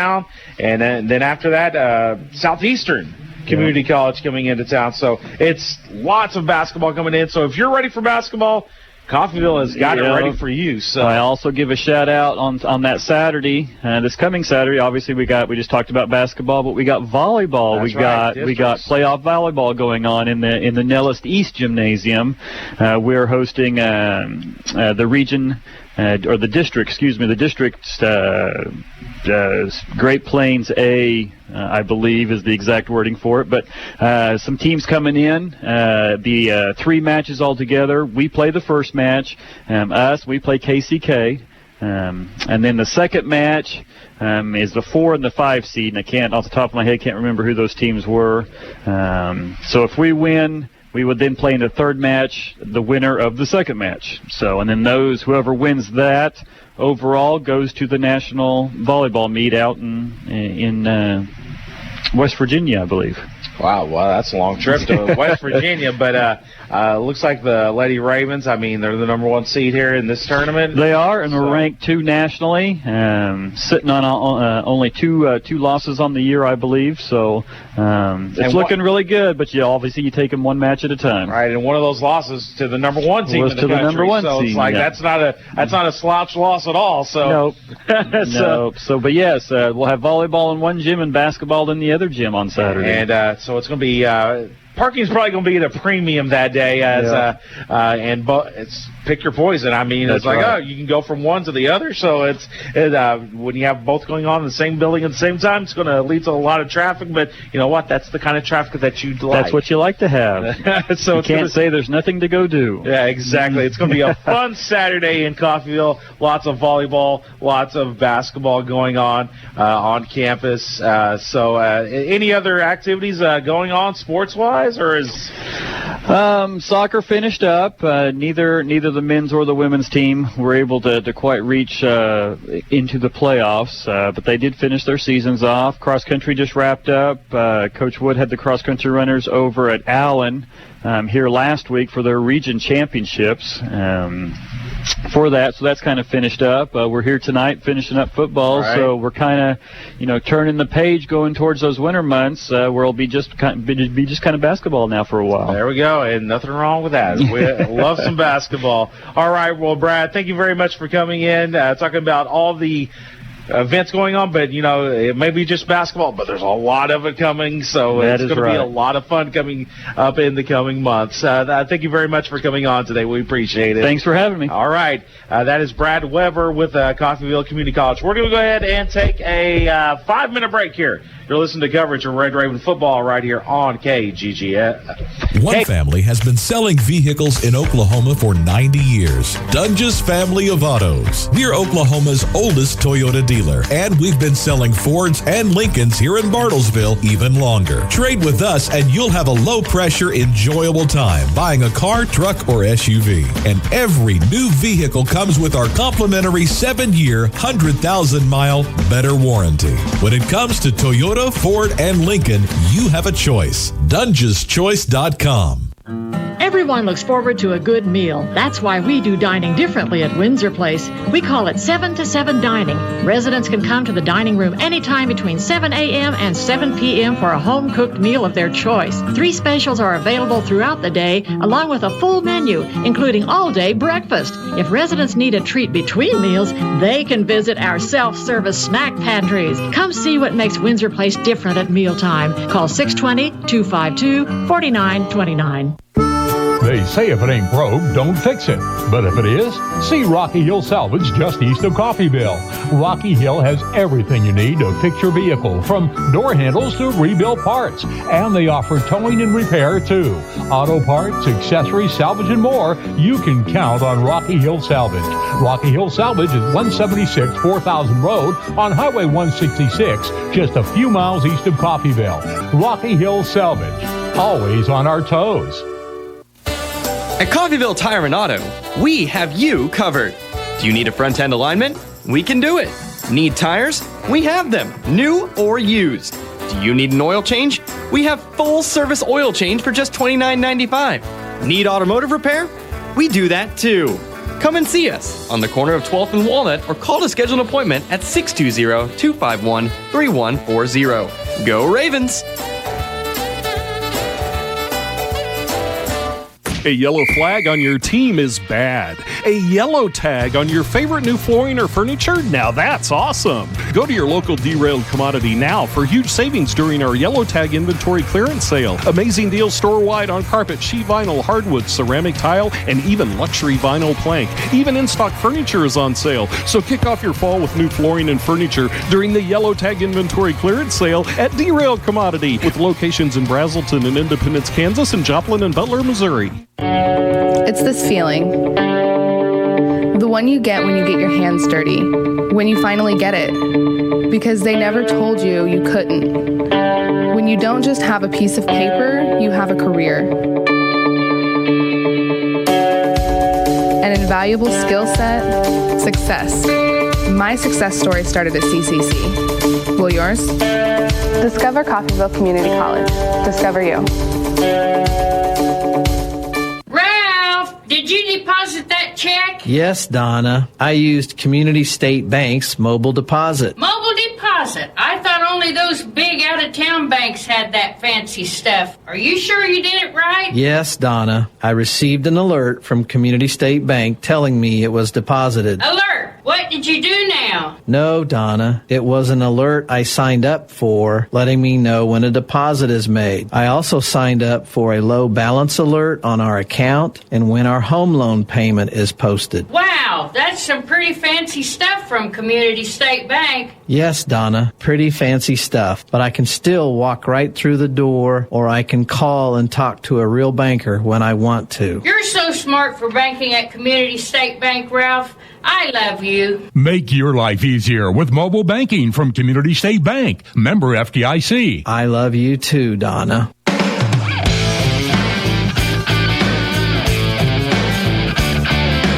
This is Coffeyville Community College Red Raven football.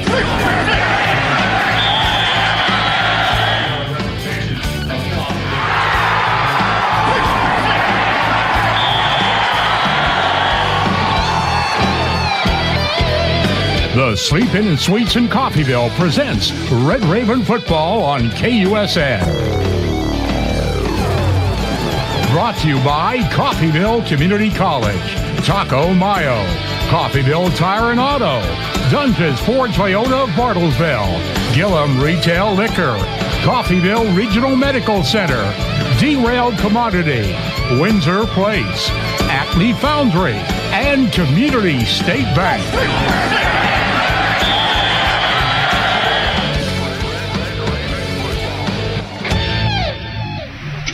Welcome back to Veterans Memorial Stadium here in Coffeyville, where we are still at the half. The teams have returned to the field, though, to warm up. It is 15-13. Coffeyville leads by 2 points. Ellsworth trailing just by 2, and they will get the ball to start the second half. And, Matt, we have some halftime stats here to check out. And was I right? A lot of runs by a lot of running backs used by Ellsworth. Four guys ran the football, and you probably wouldn't have guessed it, but their quarterback's the leading rusher. 9 carries, 52 total yards for him, 2 touchdowns. Kimbrough, 5 carries, 45 yards for him. Whitlock, 4 carries, 28 yards, and Hamilton, 3 carries, 18 yards.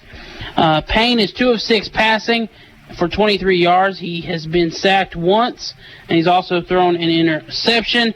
Marco Lee, 3 carries, 22 yards. Falmatu, 4 carries, 17 yards. Williams, 3 carries, 12 yards. Kaishawn Bryan, 1 carry, 12 yards. Williams, 14 of 22 for a touchdown, and he has interception. I'm sorry, A.J. Payne has not thrown an interception, but Aubrey Williams has. 14 of 22 with a pick and a touchdown. And I do believe Marco Lee's on there as a passer, too. Well, according to this, it was Bryson Yarmo. Wow. Yarmo threw that 39-yard touchdown, which is 89. I think that's wrong. I believe that was Marco Lee that threw that touchdown pass. Yeah, but I do think we can go back and look at the YouTube later. So, so this says Falmatu. Okay, so it was Falmatu who did throw the pass. Jared Miles, 67-yard pass. Yeah. By Falmatu? Yes. Okay, so it was Falmatu who did throw the pass. Hey, great arm, though, shown by Falmatu, throwing that as he laid it right in his hands perfectly. And there was another trickeration play there near the end of the half that the Red Ravens were almost able to cash in on, but Tyquez Hampton, he caught a pass out at the 20-yard line, and for whatever reason decided to try to cut back into the field instead of running out of bounds. Ended up running out the time as the Ravens had no timeouts remaining. But we are about ready to start the second half of play here. We're under a minute left on the clock showing, so we will be getting back underway here in just a minute. The Red Ravens will be kicking off. Wow, I went puberty right there for whatever reason. My voice cracked. But the Red Ravens will be kicking off to the Panthers. Panthers wearing their white away jerseys with purple numbers outlined in yellow with the white pants with the gold and purple stripe down the side of the pants, and also wearing the purple helmets with the Ellsworth logo on either side of the helmet. So we are about ready to get underway here in the second half of play, and this is one of those games where you just kind of you tear everything out of the playbook and just play it all. And that's apparently what the Red Ravens have been doing with a lot of trick plays there in the first half. I probably expect to see a few more here in the second half.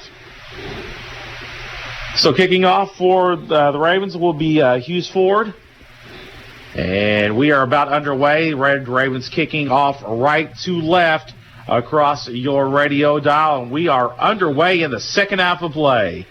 And it will be fielded at the 10-yard line. A return to the 15, to the 20. He's to the 25, cuts to his left, out to the 30, now back to his right to the 40. He's up to the 45, to the near the midfield stripe to the 49-yard line. A fantastic return there, and that return was by Maurice Whitlock. Gets it up to the 49-yard line, or the 48-yard line, and that is where they will start. Good return there, and so fantastic starting field position here for the Panthers.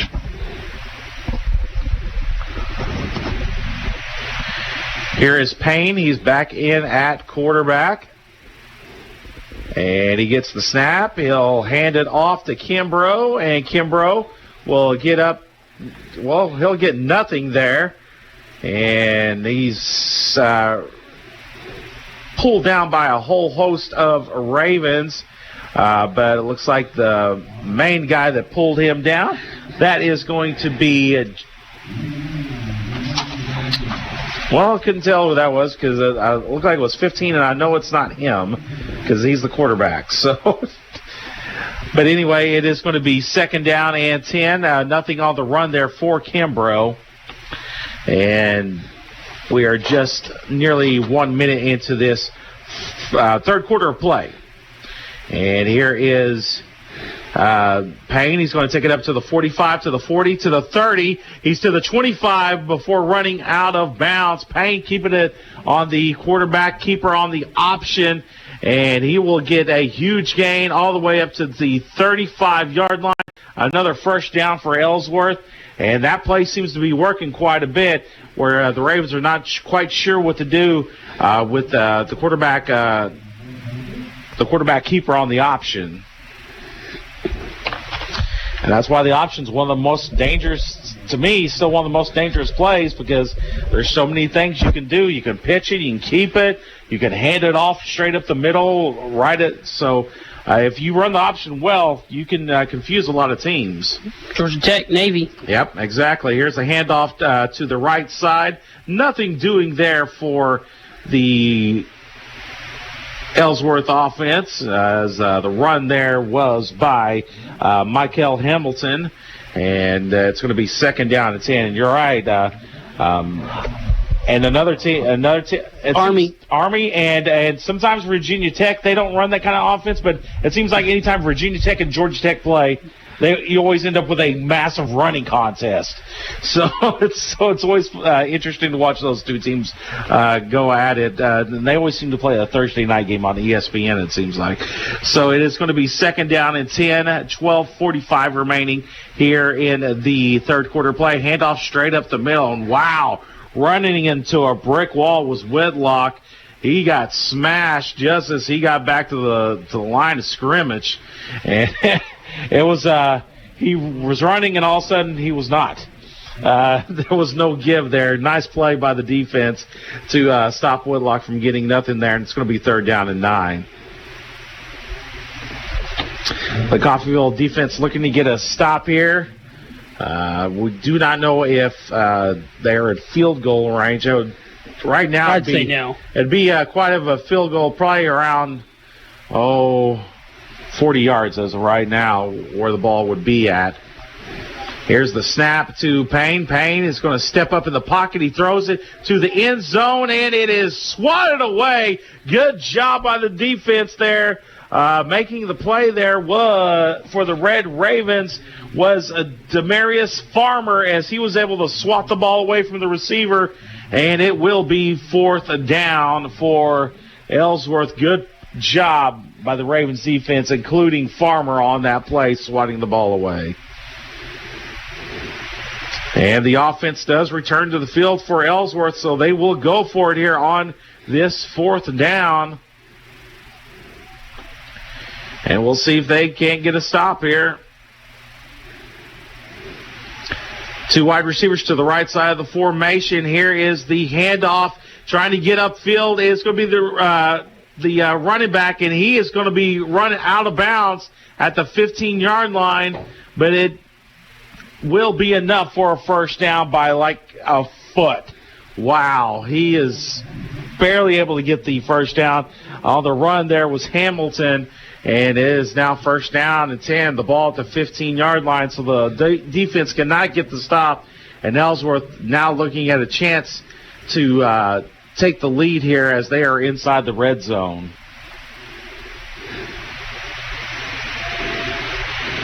The Ravens looking to capture win number 3 here on the season. Ellsworth looking for win number 2. Here's the snap, and it'll be a pitch out to, that is going to be Early, as Payne pitched it out to him, and Early gets nothing on the play. gets back to the line of scrimmage, and it's going to be 2nd down and 10. 11 minutes remaining here in the third quarter of play.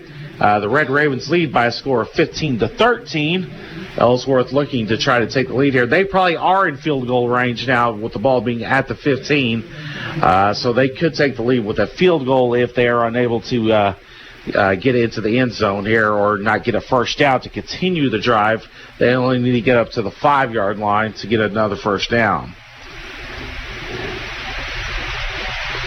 Payne gets the snap. It's a low snap. He's going to have to keep it himself, and he's going to be surrounded by Ravens. Nothing doing there. He's brought down back at the 20-yard line. Good job by the defense swarming that play, getting the main tackle on that play for the Ravens was Mikael Pillow Smiley, the 6'2" linebacker out of St. Louis, Missouri. Good job by the Coffeyville defense making adjustments there as they were ready for the option on the last two plays of this drive, and losses there on both plays. So the defense getting a little wise to the option play. 9:46 remaining, and it is another option play, and Payne is now running for his life out there. And that's a block in the back, and they'll throw the flags all over the place as Payne will get down to the 5-yard line. But 2 block in the back, and 3 flags come flying in at the same time. As that one's pretty easy to call, and it will be block in the back and bring that run back for the Panthers. And you could see that starting to happen because the Red Raven player had it kind of a bead on the quarterback, and all of a sudden the guy, you see him, he comes up and he just kind of shoves him, and he knew it the minute he did it when those flags came throwing in. That wiped out a play. But sometimes you just got to try to save your quarterback from getting smashed too. Yeah, you kind of got to do whatever you can and hope maybe you just get away with one. But 3 flags came running in, so he did not get away with it. Did not get away with it. In fact, several officials saw it, and they all came. It was like the earlier play where flags just came flying from all different directions. You had the referee, the umpire, the line judge. They were all throwing the flags all over the place. It is now 3rd down and 23 for Ellsworth. Ball at the 30-yard line. Here's a pass out to the left. It's hauled in, but nothing doing there as the pass was caught, but getting the tackle for the Red Ravens. That was going to be Jacob Prochet, the freshman from Dallas, Texas. He gets the big tackle, and it is now 4th down for the Ellsworth Panthers, and they are now back out of field goal range. So it looks like they may go for it here in this position.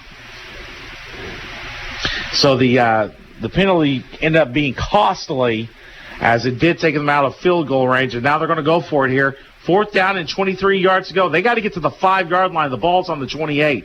Here is a handoff up the middle. Nothing doing. No, sir, and it will be a turnover on downs. Getting the stop on the play for the Red Ravens. That is number 36. Nice play there by Christian Gomez, the linebacker out of Florida. He gets the stop, and it will be a turnover on downs, and it's Red Ravens football. Good defensive stand there by the Red Ravens. You know, listen, this isn't a shot at Ellsworth. It's said about Coffeyville too, but that's why you're 1-8. Because you just ran a run up the middle on 4th and forever. And here's a handoff straight up the middle, and we have a change at quarterback. Edwin Klein-Peter Jr. has entered the ball game. My favorite quarterback. And the run up the middle gets minimal yardage. Not that I don't like Aubrey and Cam, but Edwin Klein-Peter Jr. is my favorite quarterback. Klein-Peter collapse. And I don't know why the change here as last game of the season. Yeah. Give these guys. We may see Cam Smith at some point.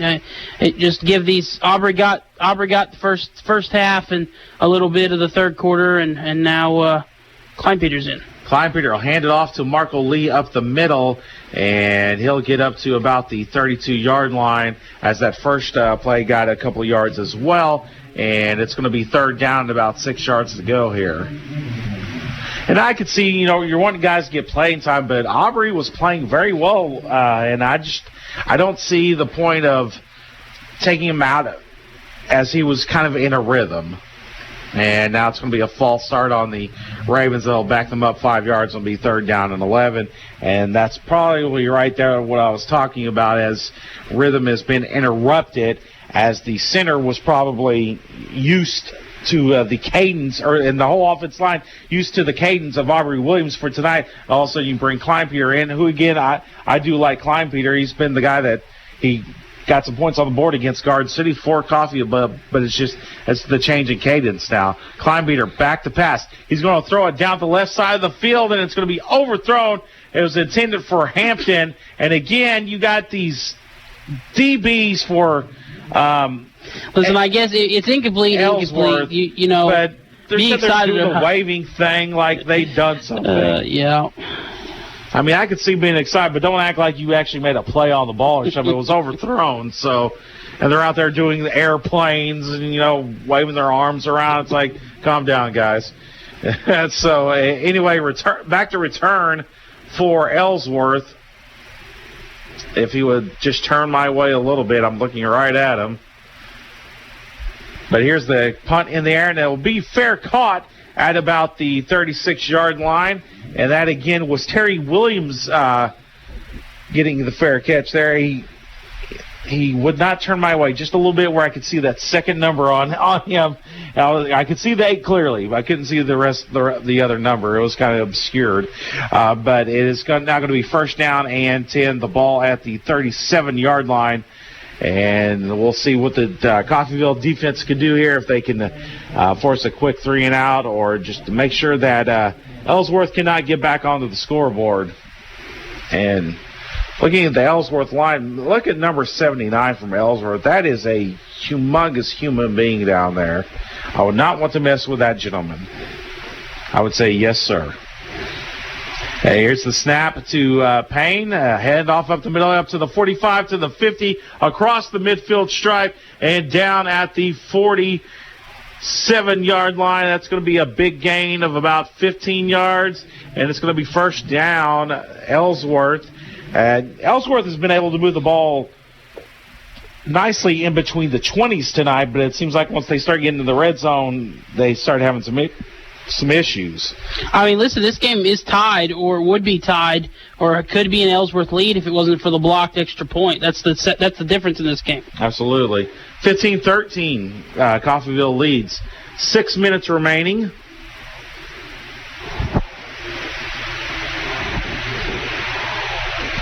And here's a handoff to the left side, and nothing doing there. Good job by the Ravens defense stringing that play out, not letting Kimbrough get anywhere on that play. And it will be 2nd down and about 4 yards to go. As I don't know what they're doing with the down marker over there. Apparently it is broken. They're trying to get it to stay at 2, but every time they turn it back right side up, the 1 comes back. So maybe they need to get that one from Hutch. Remember that one? Yeah, the electronic one, yes. The one that went down at the second half. It still had the down marker, but the number no longer appeared on the other part of the yards to go. We got a timeout here by Ellsworth. Let's go ahead and take it with them. It's a 30-second timeout. You're listening to coverage at You're listening to coverage of Red Raven football on KUSN. At Coffeyville Tire and Auto, we have you covered. Do you need a front-end alignment? We can do it. Need tires? We have them, new or used. Do you need an oil change? We have full-service oil change for just $29.95. Need automotive repair? We do that too. Come and see us on the corner of 12th and Walnut, or call to schedule an appointment at 620-251-3140. Go Ravens!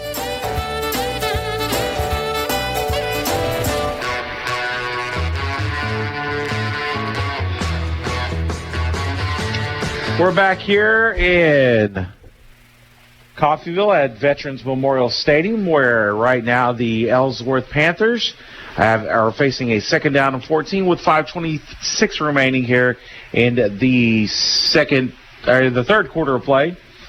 And They are lining up once again in the shotgun formation like they've been doing most of the night, waiting for the ball to be whistled into play. Here's the snap to Payne. He'll hand it off, and going up the middle for Ellsworth. That was Hamilton once again, and he'll pick up about 2 yards on the play. As unfortunately, I was watching the play through my binoculars there, and this thing is right in front of me. So when I started panning over, all of a sudden there's this gray in front of me. I'm like, so I was a little delayed there with the call because I was having to pan a little quicker to make sure I could see the rest of the play. Just under 5 minutes remaining here in the third quarter of play. Ravens up by 2. As you said earlier, thanks to the blocked extra point. Here's the snap to Payne. Payne will keep it himself. He'll cut upfield, and he will not get a whole lot. Actually, he'll pick up about 5 yards, and it'll be third down and about 3 yards to go for the Panthers, looking to try to take the lead away from the Ravens here.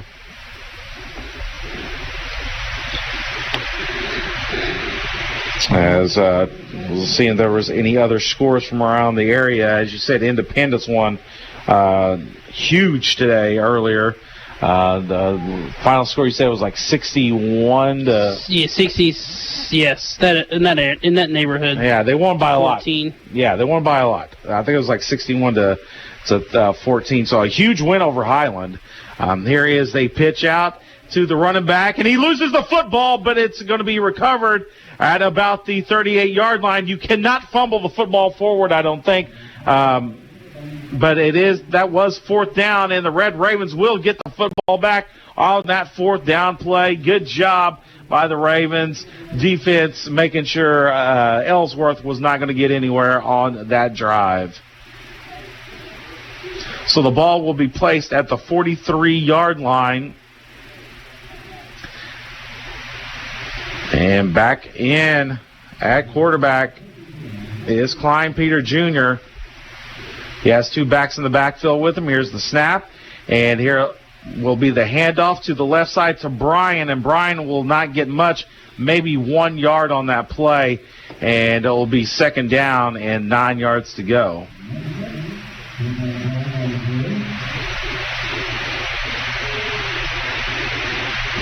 On our final game of the season here for Red Ravens football, and final game here for a while at Veterans Memorial Stadium. Is when the lights go off, it'll be quite a while before the lights are turned back on for athletics. Football. Yeah, football at least. Well, soccer's over as well, so any football. Yes. So a handoff up the middle here, be another yard picked up, and then it's now going to be third down and 8.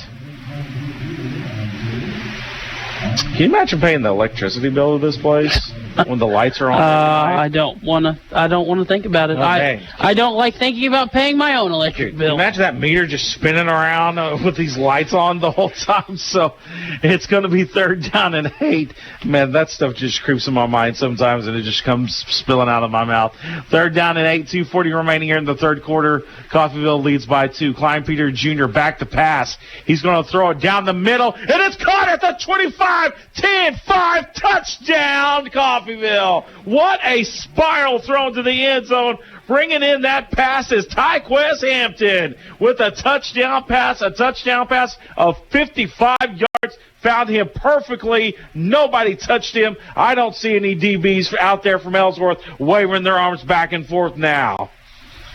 It is now 21-13. Coffeyville, they're looking to take a 2-score lead here on the extra point by Hughes Ford. Here's the snap. It's down. The kick is up, and it is good. 2.5 remaining in the third quarter of play. Coffeyville extends their lead. They now lead by a score of 22-13. Let's go ahead and take a 1-minute break. You're listening to coverage of Red Raven football right here on KUSN. A yellow flag on your team is bad. A yellow tag on your favorite new flooring or furniture? Now that's awesome. Go to your local Derailed Commodity now for huge savings during our yellow tag inventory clearance sale. Amazing deals store-wide on carpet, sheet vinyl, hardwood, ceramic tile, and even luxury vinyl plank. Even in-stock furniture is on sale. So kick off your fall with new flooring and furniture during the yellow tag inventory clearance sale at Derailed Commodity with locations in Brazelton and Independence, Kansas, and Joplin and Butler, Missouri. I'm the adult beverage you could have had. But they just didn't have what you were looking for. That won't happen when you shop Gillen's Retail Liquor in Coffeyville. That's because Gillen's carries the widest selection in the area. But on the unlikely chance they don't have what you're looking for, just let them know and they'll promptly order it for you. Gillen's Retail Liquor at 1713 West 8th Street with the largest, coldest cooler in the area and fast, friendly service you can count on. You'll never go home empty-handed at Gillen Retail Liquor. Here is the kickoff after the touchdown. It goes out of bounds, so that will place the ball at I do believe, the 35-yard line, or it's the 40-yard line, one or the other, but the kickoff does go out of bounds, so Ellsworth will start with a good field position. Great play there, though, on the touchdown pass. Kleinbeater step back, and let's give some due also to the offensive line, giving him that protection he needed to be able to step into that pass, and he found Hampton going across the middle, hit him on the route in stride, easy touchdown. So the ball will be placed at the 35-yard line after the touchdown. The extra point, very huge there to make it a two-possession game. It is now 22-13. So they will now need a couple of scores here to get back into this game and take the lead. It's, again, 22-13. Here is the going to be the option to the right side, out to the 40, to the 45, and getting out to the 47-yard line was drawn early, and it's going to be a pickup of about 12 yards. It's going to be enough for a first down. As the ball is at the 47-yard line. And the time clicking away. We are near 2 minutes remaining here in the third quarter of play. What makes the blocked extra point return so critical is now Coffeyville, it's not a one-possession game, even though they were right there. It's a two-possession game. They need two scores, Ellsworth does, to take the lead. Here's the snap to Payne in the backfield. He'll pitch it out to his running back who lost control of it, but he was able to dive on it. That was Early who it hit off his hands, and then he just dove down on it to make sure the Ravens could not scoop it up. And it will now be third down, second down, I think. The ball at the 46-yard line, a loss of 1, second and 11. As we're now under 1:20 remaining in the third quarter. Still lots of football to play here, but the Ravens looking pretty good so far. And the snap was lost by Payne as it skipped to him, and he just had to dive on it. And right now, that's another big loss of about 6 yards, and right now it seems like the wheels are coming off on Ellsworth right now. You don't know if I guess the touchdown may have rattled them a little bit, but they are now back to the 40-yard line. They got a long way to go to get the first down. Third down and 17 yards to go.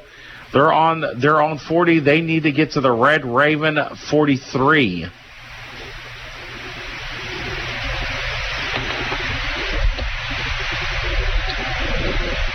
20 seconds remaining here. This should be the last play of the quarter. Payne will roll out to his left, throws, and they will say it is complete at the 49-yard line, at their own 49-yard line. Hauling that in was Matthews, but it still will be fourth down as they are short of the first down marker. And how's there still 10 seconds remaining? There's 26 seconds, and the clock stops momentarily for it being out of bounds. Okay. But they're going to go ahead and let it run out. So we'll head to the fourth quarter. The Ravens lead by a score of 22-13. You're listening to coverage of Red Raven football right here on KUSN. Playing an important part in the growth of Coffeyville in southeast Kansas is Acme Foundry. From humble beginnings in 1914 with just 2 small buildings and 40 employees, Acme Foundry has grown to a 212,000 square foot facility with over 300 employees. Today, Acme Foundry is a diverse company with a wide array of products, including parts for diesel engines, hydraulic and industrial valves, petroleum production gears, and more. Acme Foundry, representing the growth of Coffeyville. At Taco Mayo, save lots of money on the classic value menu. Choose from 4 mouth-watering items for just $5. There's 10 items to choose from, like crunchy beef tacos, bean burritos, tostados, frosty cold drinks, and the most popular Potato Locos. It's an unbelievable value. Pick 4 items for a measly $5. You can choose additional items for just $1.25. While enjoying the game, stop in and feed the family without breaking the budget. Only at Taco Mayo in Coffeyville and Parsons.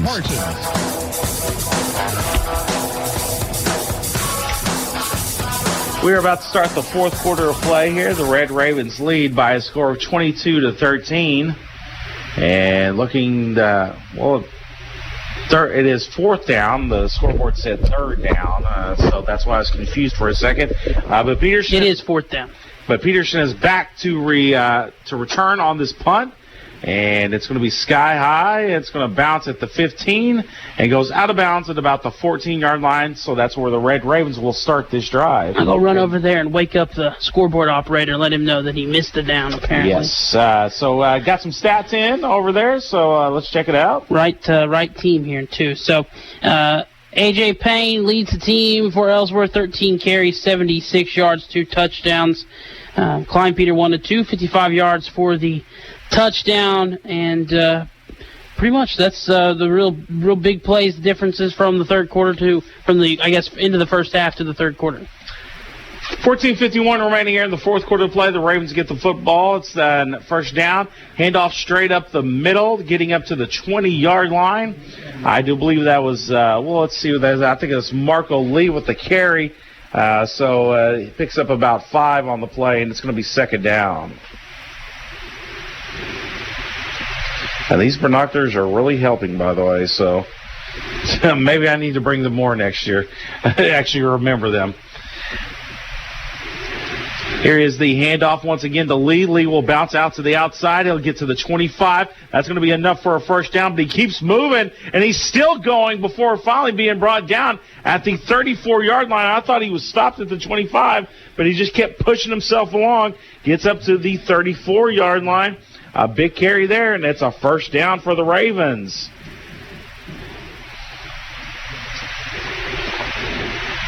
And Marco Lee, he's not easy load to bring down. 5'10", 225 pounds. I'm not trying to bring that guy down, even though I weigh more than him. He's a lot stronger than I am.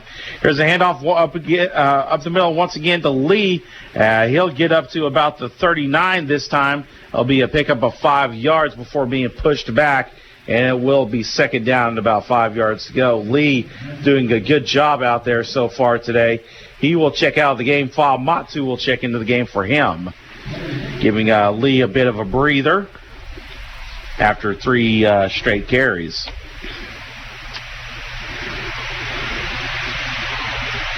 Klein Peter, once again in the modified pistol formation, gets the snap, the handoff, straight up the middle to Fa Matu. He lost the football. It's on the ground. Ellsworth says they have it. We'll see what the call is and see who actually got the football. And we don't see a change of possession yet. Nope.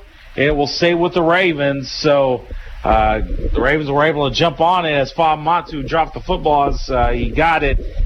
But no harm done as of right now, as the Ravens will hold on to possession. And it'll be third down and about 6 yards to go. Lucky break for the Ravens. Definitely still plenty of time left, only down by 9. Ellsworth has plenty of time to get back into this.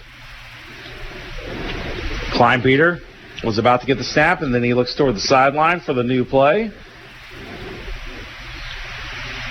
Points out protection and claps his hands, gets the ball. He'll roll out to his right, gets away from a tackle. He looks to throw downfield. He has a man downfield, and it is going to be, out of the reach of the receiver. It was thrown just a little bit behind him. The pass was intended for the return, so I can see his number. It was intended for Tyron Taylor. As he was down there, but the pass was just a little bit behind him, and then he fell over. And a flag did come out. A flag did? Oh, well, a flag did come out. We'll see what the call is. I did not see There was the flag. There's a flag that was down towards the 20-yard line, and there's a flag down at about the line to gain, I believe. So we'll see what the flags are here.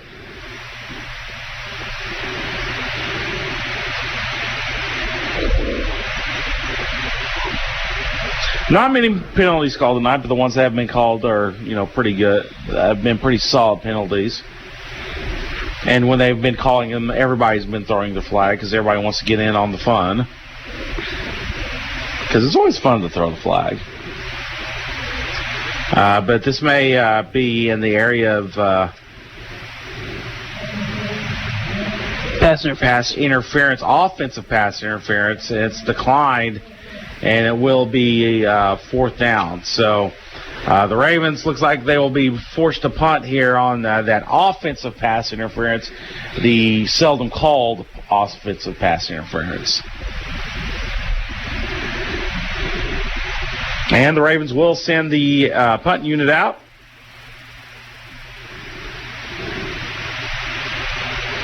As the clock clicks down. Well, it stopped right now, but it is down to 12:43 remaining in the ball game.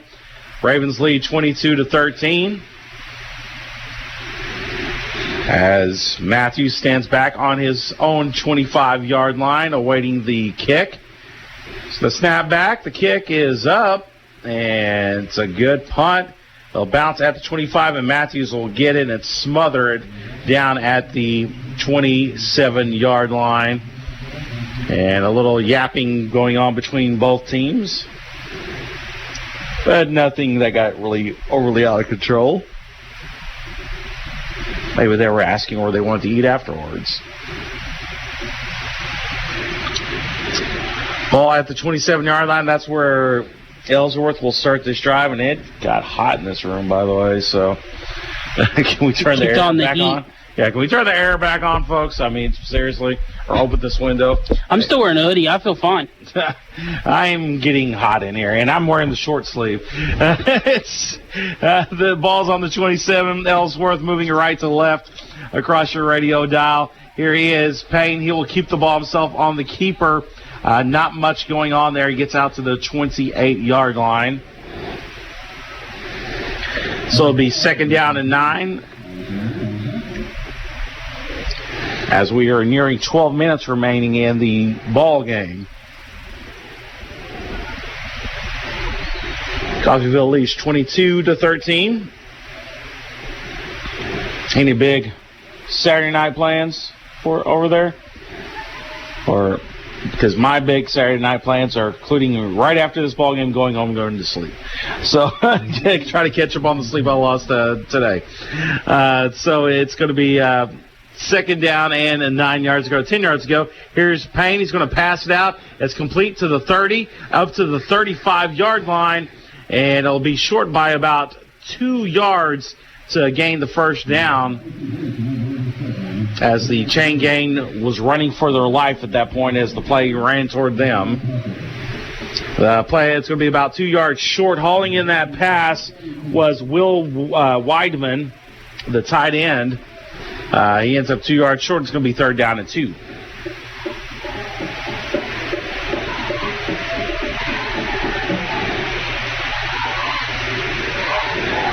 Payne with 2 backs in the backfield with him on either side. 2 wide receivers to either side of the formation. And a handoff up the middle. Nothing doing for Cambro. He actually lost yardage on that play with the defense swarming around. And it will now be 4th down, and it looks like Ellsworth will be forced to punt, and here comes the punt unit.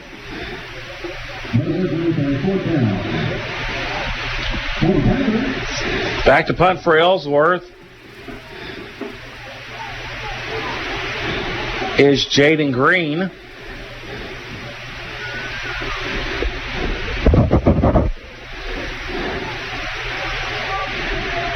And back to receive is Peterson for Coffeyville. Here's a snap, and the kick is in the air, and Peterson gets it, and he dropped the football, and it was recovered by Ellsworth and returned to the 5-yard line. Peterson did not call for the fair catch. I thought he called for the fair catch. I thought I saw his arm in the air, but apparently he didn't, and now Ellsworth will have the ball on the 5-yard line. Lamonte Peterson is fearless. Lamonte Peterson has made me nervous returning kicks all year long. That is not his first muff. That is not his first fumble. But that one could be pretty critical, although lucky for Coffeyville, they will say the returner was down at the 27-yard line and not inside the 10. So, yeah, Peterson all year, he's a good returner, but, man, makes you nervous out there sometimes, and that's what happens sometimes. Payne will now lead his team back onto the field in great field position. It'll be a pitch out to the running back. Not much doing there. It was pitched out to Whitlock. He'll pick up a couple of yards on the play, and it'll be second down. Second down, about 8 yards to go.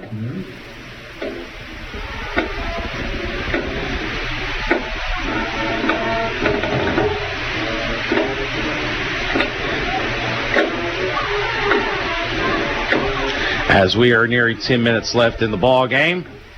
22-13 Coffeyville. And looking to try to stop this surge by Ellsworth. And handoff straight up the middle. Not much there for Whitlock. In fact, he got pushed back a couple of yards. And it'll be third down and 10 yards to go. The defense giving up 2 and then taking away 2. So we're back down. We're back to 10 yards to go. Third down.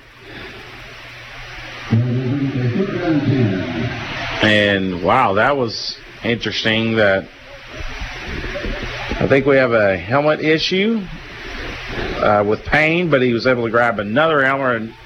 And now they're going to have to hurry and run this play off as there's only 4 seconds remaining on the play clock. They will get the play off. Payne will keep the ball himself. He goes to the left side to the 25, to the 20. There is a flag on the play, though, and probably brought down at the 21-yard line and pushed all the way back to the 29 on the tackle. But there is a flag on the play. This is in the neighborhood of holding.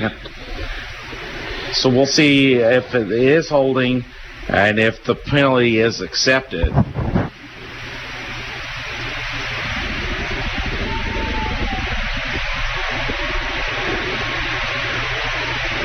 And now we're having pleasantries being exchanged, and a flag just got tossed. On both.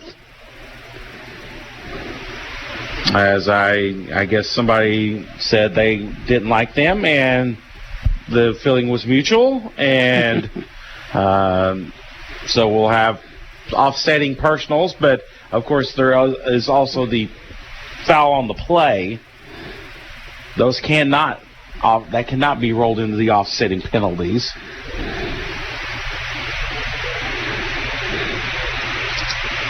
So we'll sort out all the flag madness here.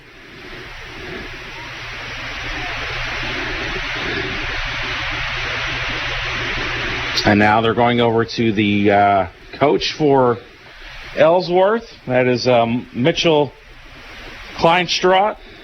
And explaining to him what is going on as well. Ellsworth part of that conference up in Iowa that has a grand total of 3 teams in the conference. It includes Iowa Central and Iowa Western, I do believe.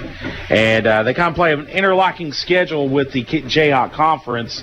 Honorary members, essentially. Yeah, so after all of that play, we'll see what the calls are.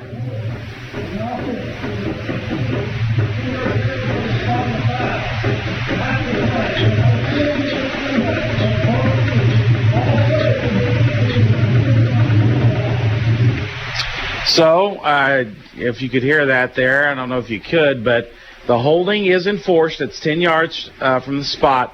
And then after the play, unsportsmanlike on both teams. And I think he said everybody on the field was warned. So that means if anybody on the field gets another personal foul, they are gone.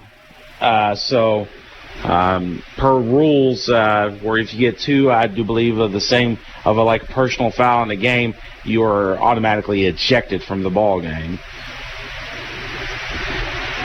8:58 remaining here in the ball game. Ellsworth now pushed back. It's going to be third down and about 17 yards to go. Here's the snap to Payne. He'll get the snap, keeps it himself, goes to the right side. Nothing doing there. He'll get up to about the 31-yard line. And getting the tackle for the Ravens there, he is going to be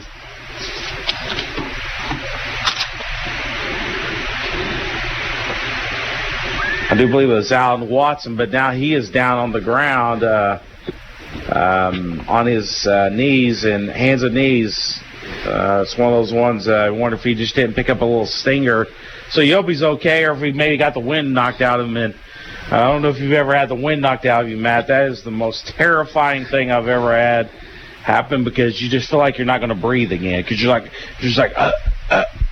just waiting for the air to get back into you. I have had the wind knocked out of me. It's not fun, and your back hurts too. It is not. I was in Taekwondo when I was a kid, and we were practicing the swing kicks, like when you kick and they catch your foot, and then you swing over and you kick them after they are holding your foot. Mm-hmm. And I did the jump, and I turned, and I swung all the way around, and I fell flat on my face, completely knocked the wind out of me, and I thought I died. That's how bad, as a kid. I was probably maybe 9, 10.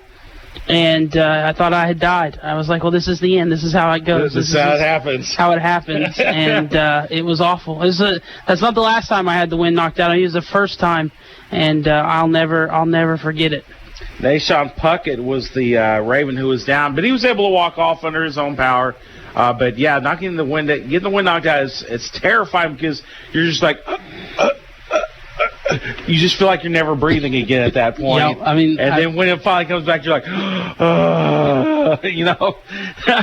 it's terrifying. And usually your back hurts too from your back, or your chest hurts from the blow that causes that to happen. 8:43 remaining here. It's going to be fourth down. Ellsworth going for it. Payne back to pass. It's intercepted at the 25. Brought back to the 30. And getting back to the 35-yard line. Great job by the Ravens. Hauling that pass in was number 36. Yes, number 36 for the Ravens. That was Christian Gomez. He jumped in front of that pass and was able to return it to the 35-yard line. And it will be a first down for the Ravens. So that is the first interception, I do believe, thrown on the game by Payne. And here's the handoff to Keyshawn Bryant, and he kind of lost his balance there a little bit. The turf monster reached up and grabbed him. He had a kind of a hole there to work with, but basically he fell on his own volition, and pickup of about 2 yards. 1 yard. It'll be second down and 9.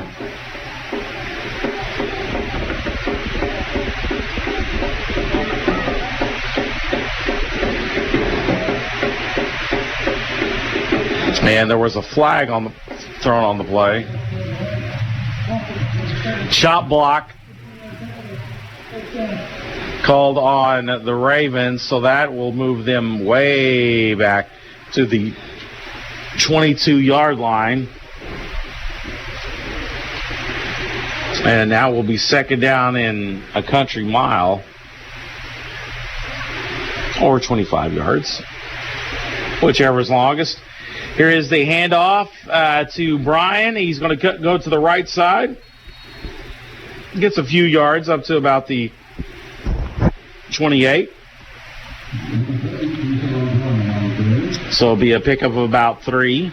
well, let's see. We'll call it 7, and I have the hiccups right now, so Matt Jordan may have to take over here for a second while I try to get rid of these hiccups. It makes it kind of hard to talk sometimes, especially when you're right in the middle of a sentence and it catches you. But I think I'm okay now. So it's going to be 2nd down and 18 after that 7-yard pickup, ball at the 28-yard line.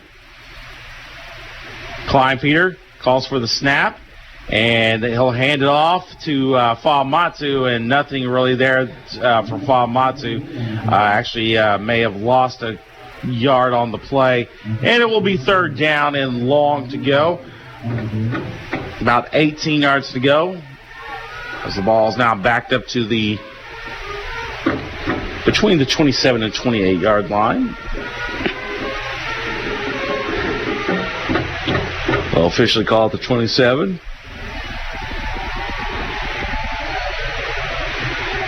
Five men in the formation. Kleinpeter looks to throw. He has to throw quickly, but nobody there as they brought the blitz there, and Kleinpeter had to throw quickly and was able to get it away, but not complete to anybody, and it will be 4th down.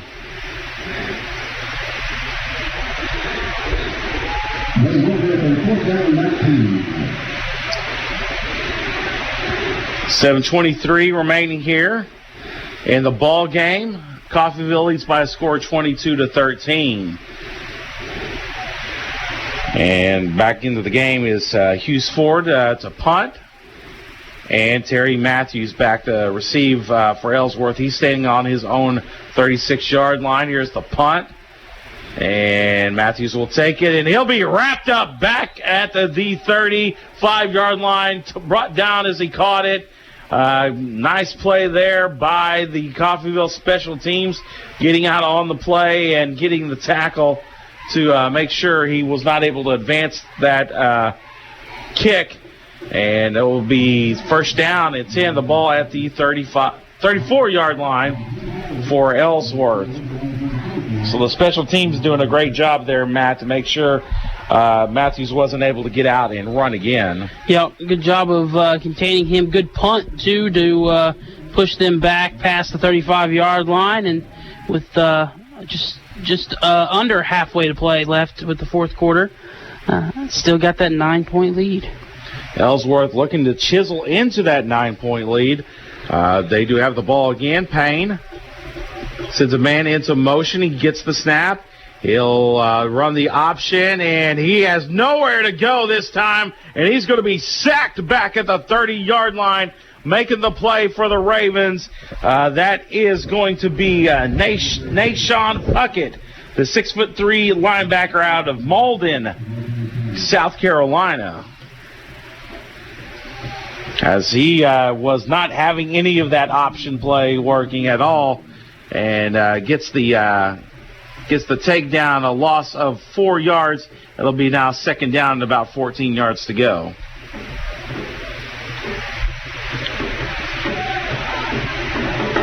Now in the shotgun formation with 2 running backs next to him. Payne will hand it off. And up the middle to the 40, to the 45-50. He's to the 45, to the 35-30. He has a block. He's up to the 20 and rode out of bounds at the 15-yard line. A long run ended up being about 55 yards.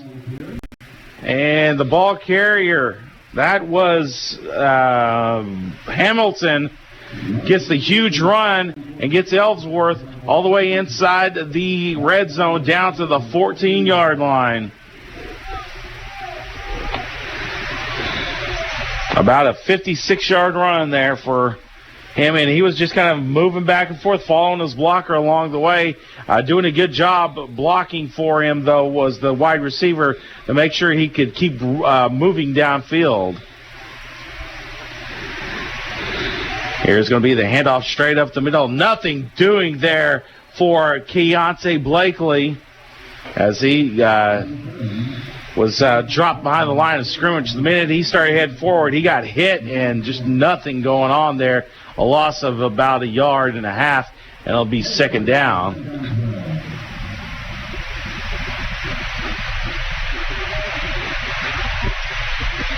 5:20 remaining in the ball game.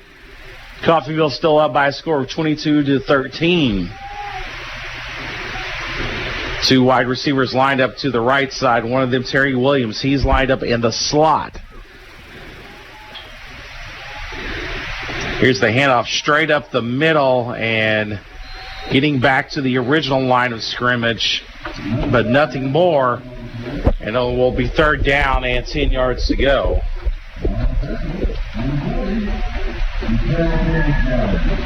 Of course, got lots of Coffeyville basketball coming up next week, and one of the first games that will be airing on the year will be Wednesday, as it'll be a pair of matchups with Northeastern Oklahoma A&M. You can listen to the games right here on KUSN if you're unable to get out to Nels Gymnasium, or Nels Hall, the West Gymnasium. It's going to be third down and 10 here, and keeping it will be Payne, and he'll get up to about the 7-yard line. It's going to be short of the line to gain, as they need to get to the 5-yard line, and now we're having, I think, timeouts called.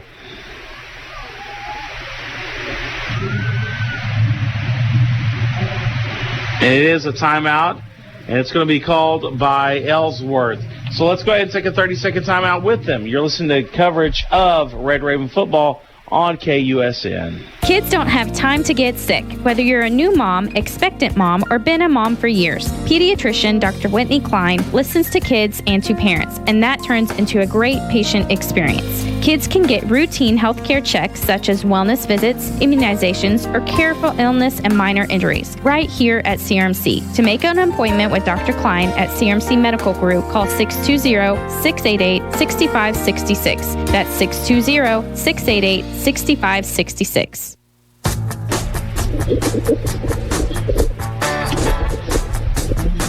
Welcome back to Veterans Memorial Stadium, where final game of the season for the Red Ravens, and they do have the lead by a score of 22-13 with 4:10 remaining here in the ball game.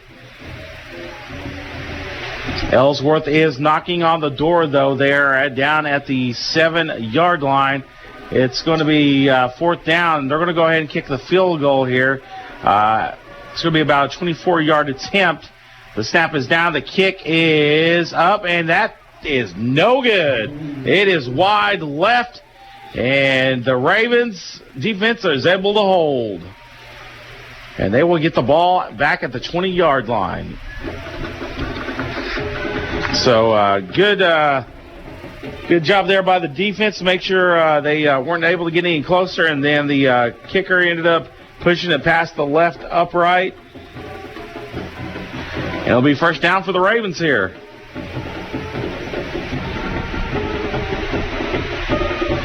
And you got to imagine you may start seeing a little bit of running here from Coffeyville to try to start draining some clock. Klein Peter.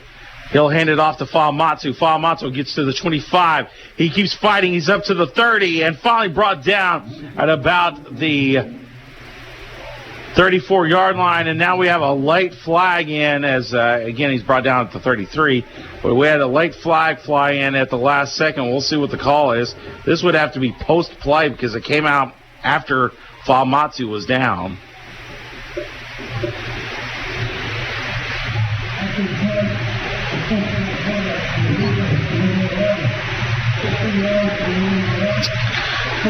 And if I heard that right, number 11, Keegan Gloss, got hit with a unsportsmanlike conduct. That's going to be a 15-yard penalty. So add that on to the end of the runs. Will be first down for the Ravens, plus a whole lot more. The ball will be placed at the 47-yard line. A costly penalty there for Ellsworth.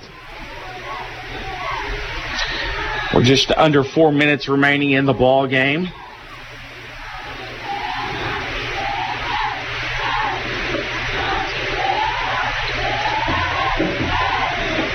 And the Ravens in no hurry to get the play off. So they do have 10 seconds remaining on the play clock. Here's the snap and the handoff up the middle, up to the 45 as he got across midfield. And getting up to the 44-yard line, that will be a pickup of about 7 yards, and it'll be second down and short to go.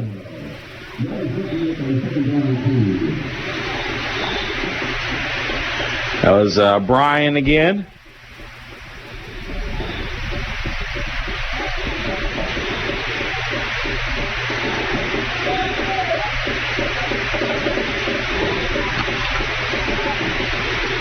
Second down and about 2 yards to go. Coffeyville just looking to drain clock here. And it'll be another handoff to Brian out to the outside. He gets to the 40, across the 40-yard line before being brought down at about the 37. And that will be enough for a Coffeyville first down.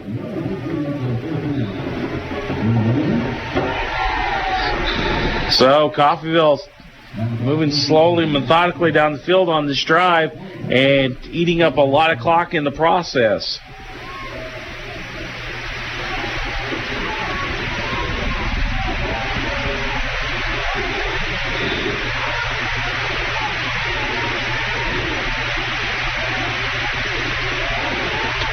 Klein Peter sends a man in motion across the formation left to right, and now we have a flag on the play. And this is probably going to be in the area of false start.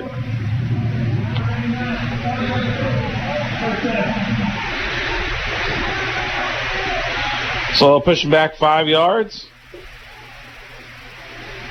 And it will be first down and 15.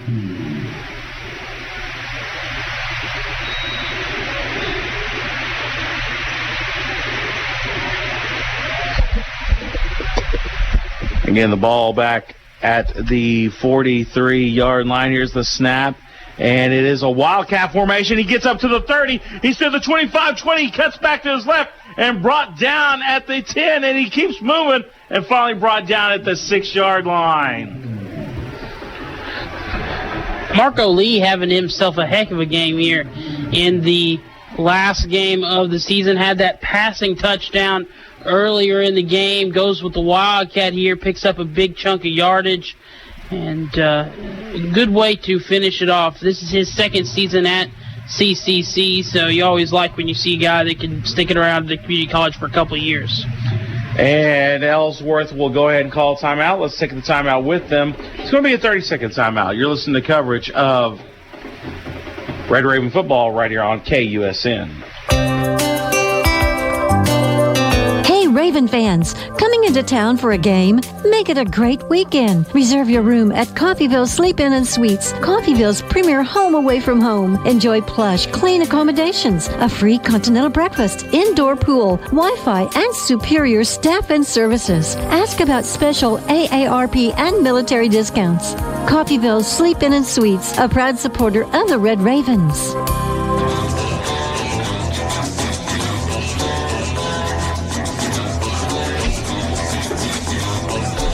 We're back here in Veterans Memorial Stadium. We have 2:15 remaining here in the ball game. Coffeyville knocking on the doorstep. The ball at the 5-yard line. One man going in motion across the formation, right to left. The snap to Klein Peter. Flag, and that wasn't Klein Peter. That was Marco Lee. As they're playing a little wildcat here, but it looks like that it may not matter on the play. We'll see what the call is. A legal shift. So that will be called on Coffeyville.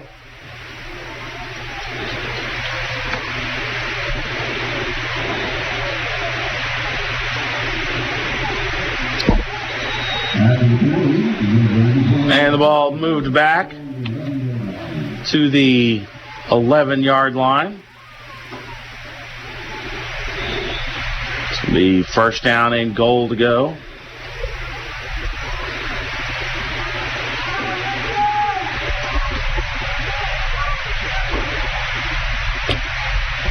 And got a man going to motion, and then now we got another flag. No, actually, we got a timeout called on the Coffeyville, called by Coffeyville. Let's go ahead and take it with them. It's 30-second timeout right here on KUSN.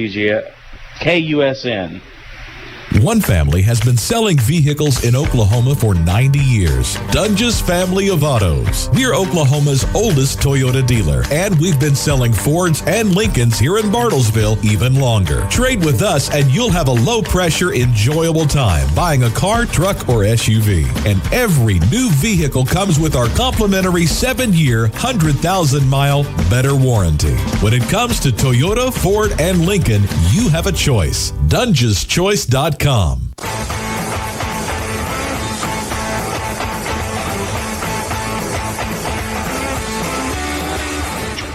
are back here at Veterans Memorial Stadium. The Red Ravens, the ball on the 11-yard line.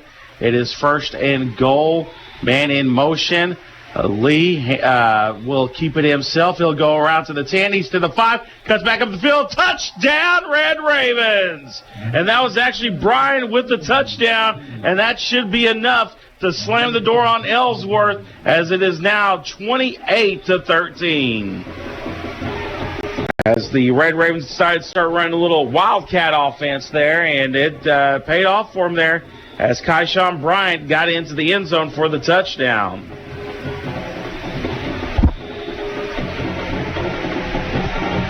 And look at this. The Ravens are going for 2.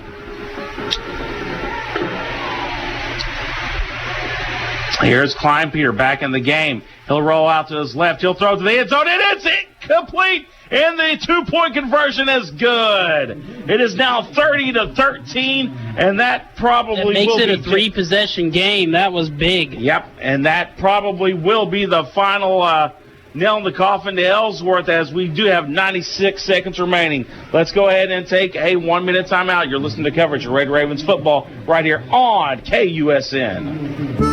They say if it ain't broke, don't fix it. But if it is, see Rocky Hill Salvage just east of Coffeyville. Rocky Hill has everything you need to fix your vehicle, from door handles to rebuild parts. And they offer towing and repair, too. Auto parts, accessories, salvage, and more. You can count on Rocky Hill Salvage. Rocky Hill Salvage is 176 4000 Road on Highway 166, just a few miles east of Coffeyville. Rocky Hill Salvage, always on our toes. Everyone looks forward to a good meal. That's why we do dining differently at Windsor Place. We call it 7 to 7 dining. Residents can come to the dining room anytime between 7 a.m. and 7 p.m. for a home-cooked meal of their choice. 3 specials are available throughout the day, along with a full menu, including all-day breakfast. If residents need a treat between meals, they can visit our self-service snack pantries. Come see what makes Windsor Place different at mealtime. Call 620-252-4929.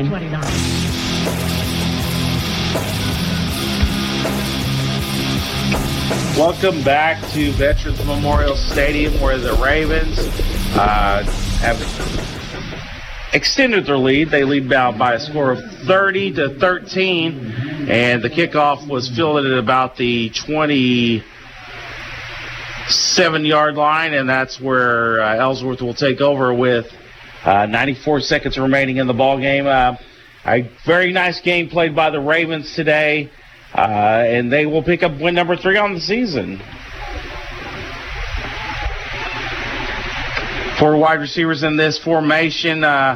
Payne will pass it out to the right, up to the 40 is the receiver, and he'll be rode out of bounds.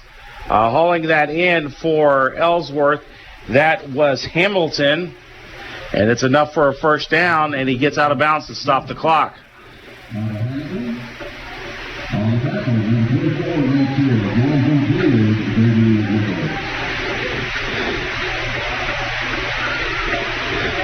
And running the play in is Payne.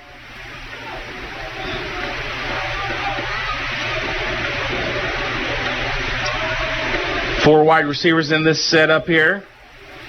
Payne gets the snap, rolls out to his right, throws to the sideline, and it's caught, hauled in by Terry Williams for a short game, and it gets it up to about the 46-yard line. There'll be a pickup of about 5 yards.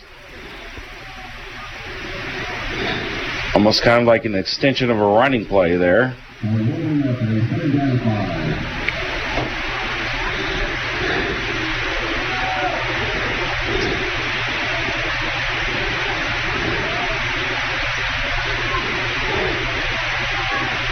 Again, 4 wide receivers in the formation. Payne throws and almost intercepted. It was intended for 13. That is going to be Chase Swoop. And it will be 3rd down and about 5 yards to go here.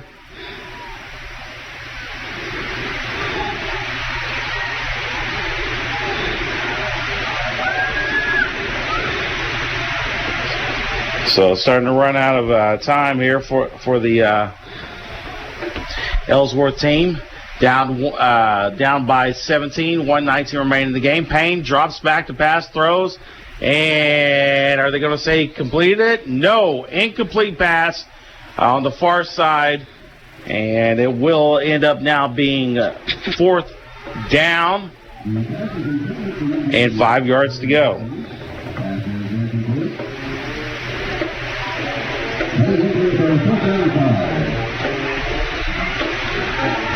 So it looks like the Red Ravens will will end their season on a winning note, going 3-8 on the season. Ellsworth will drop to 1-9, barring the most magnificent comeback in the history of comebacks.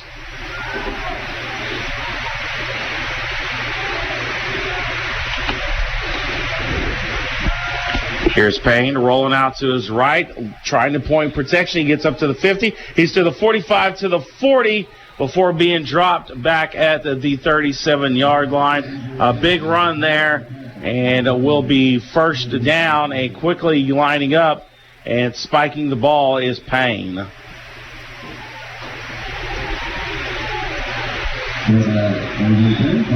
As Ellsworth has no timeouts left.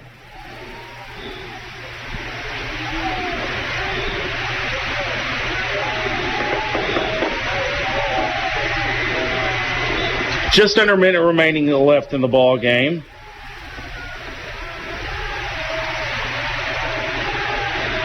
And so the good news for the Ravens, they will be celebrating a homecoming victory as well. So the fans enjoying the homecoming victory tonight, it looks like. Here's a swing pass out to the right side. Not much going for it, about a 4-yard pickup. And it's the most important thing, it stayed in bounds, so it will be 3rd down and about 7 yards to go. We're at 40 seconds remaining in the ballgame. There's a pass out to the left, incomplete and almost intercepted by the Ravens. The main player in on that play for the Ravens was Marshawn Gibson, the defensive back out of Phoenix, Arizona, playing his last game as a Red Raven, as he is a sophomore this year. So 35.5 seconds remaining.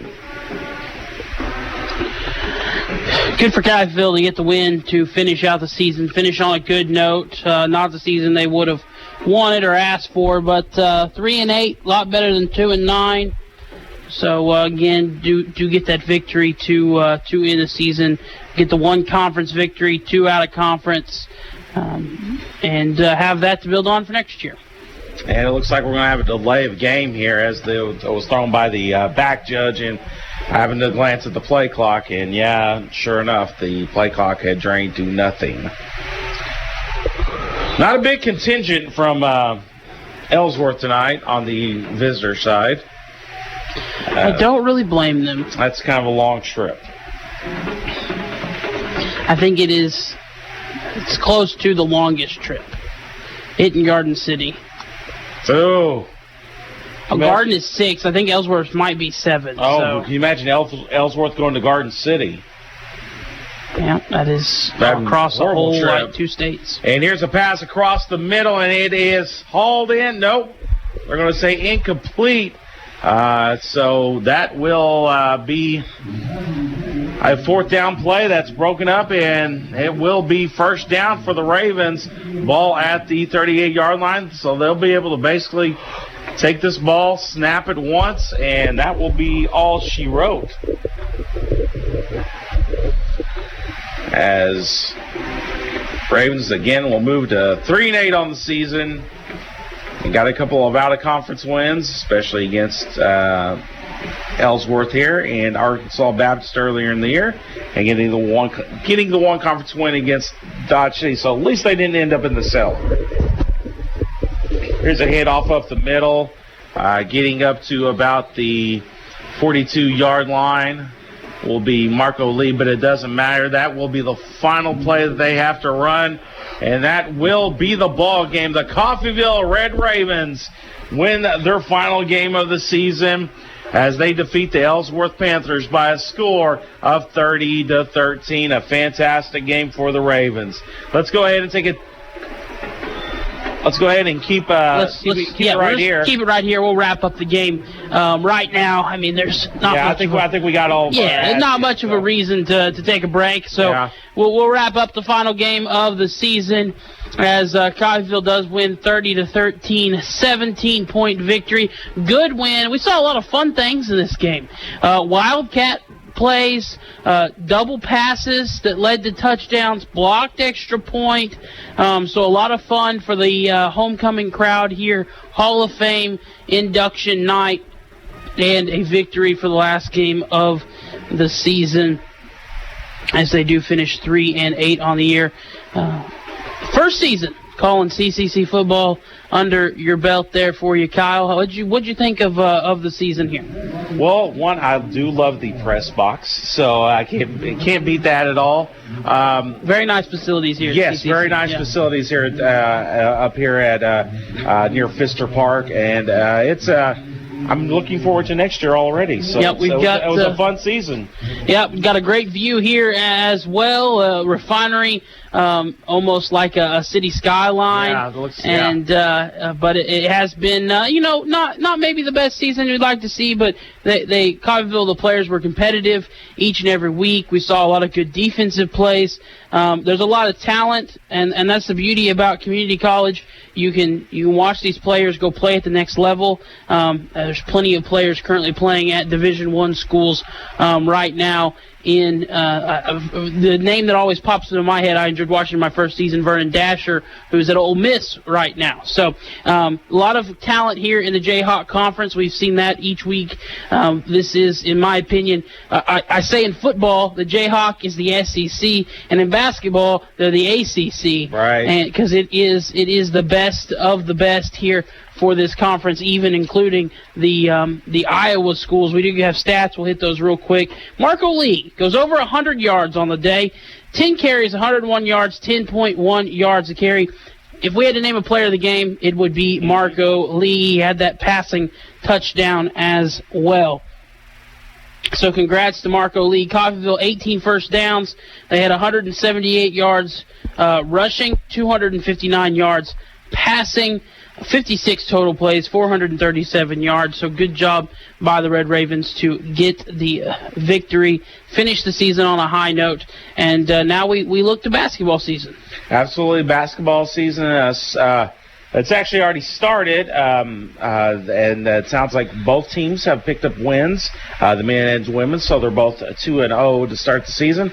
But the basketball on the radio kicks off this Wednesday, I do believe. I think Monday. I think we have the women's game on Monday. Go ahead and do the Monday game. And then, okay. Because it's at home, and then Wednesday we'll have the first time both are heard. And you can hear those games right here on KUSN. Yes. Connor Harbert will have the call on those games. He's going to have a busy week next week. Yes, he is. He's very busy. Lots of basketball. So, well, for the last time this season here on US 98.1, I'm Matt Jordan alongside Kyle High.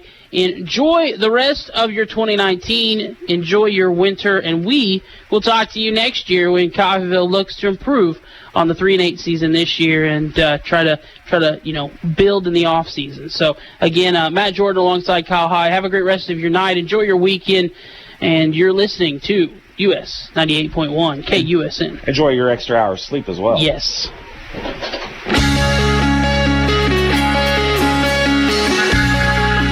You've been listening to Coffeyville Community College Red Raven Football on your home for Red Raven Sports, US 98 KUSN. Red Raven Football on US 98 KUSN is presented by the Sleep Inn and Suites in Coffeyville.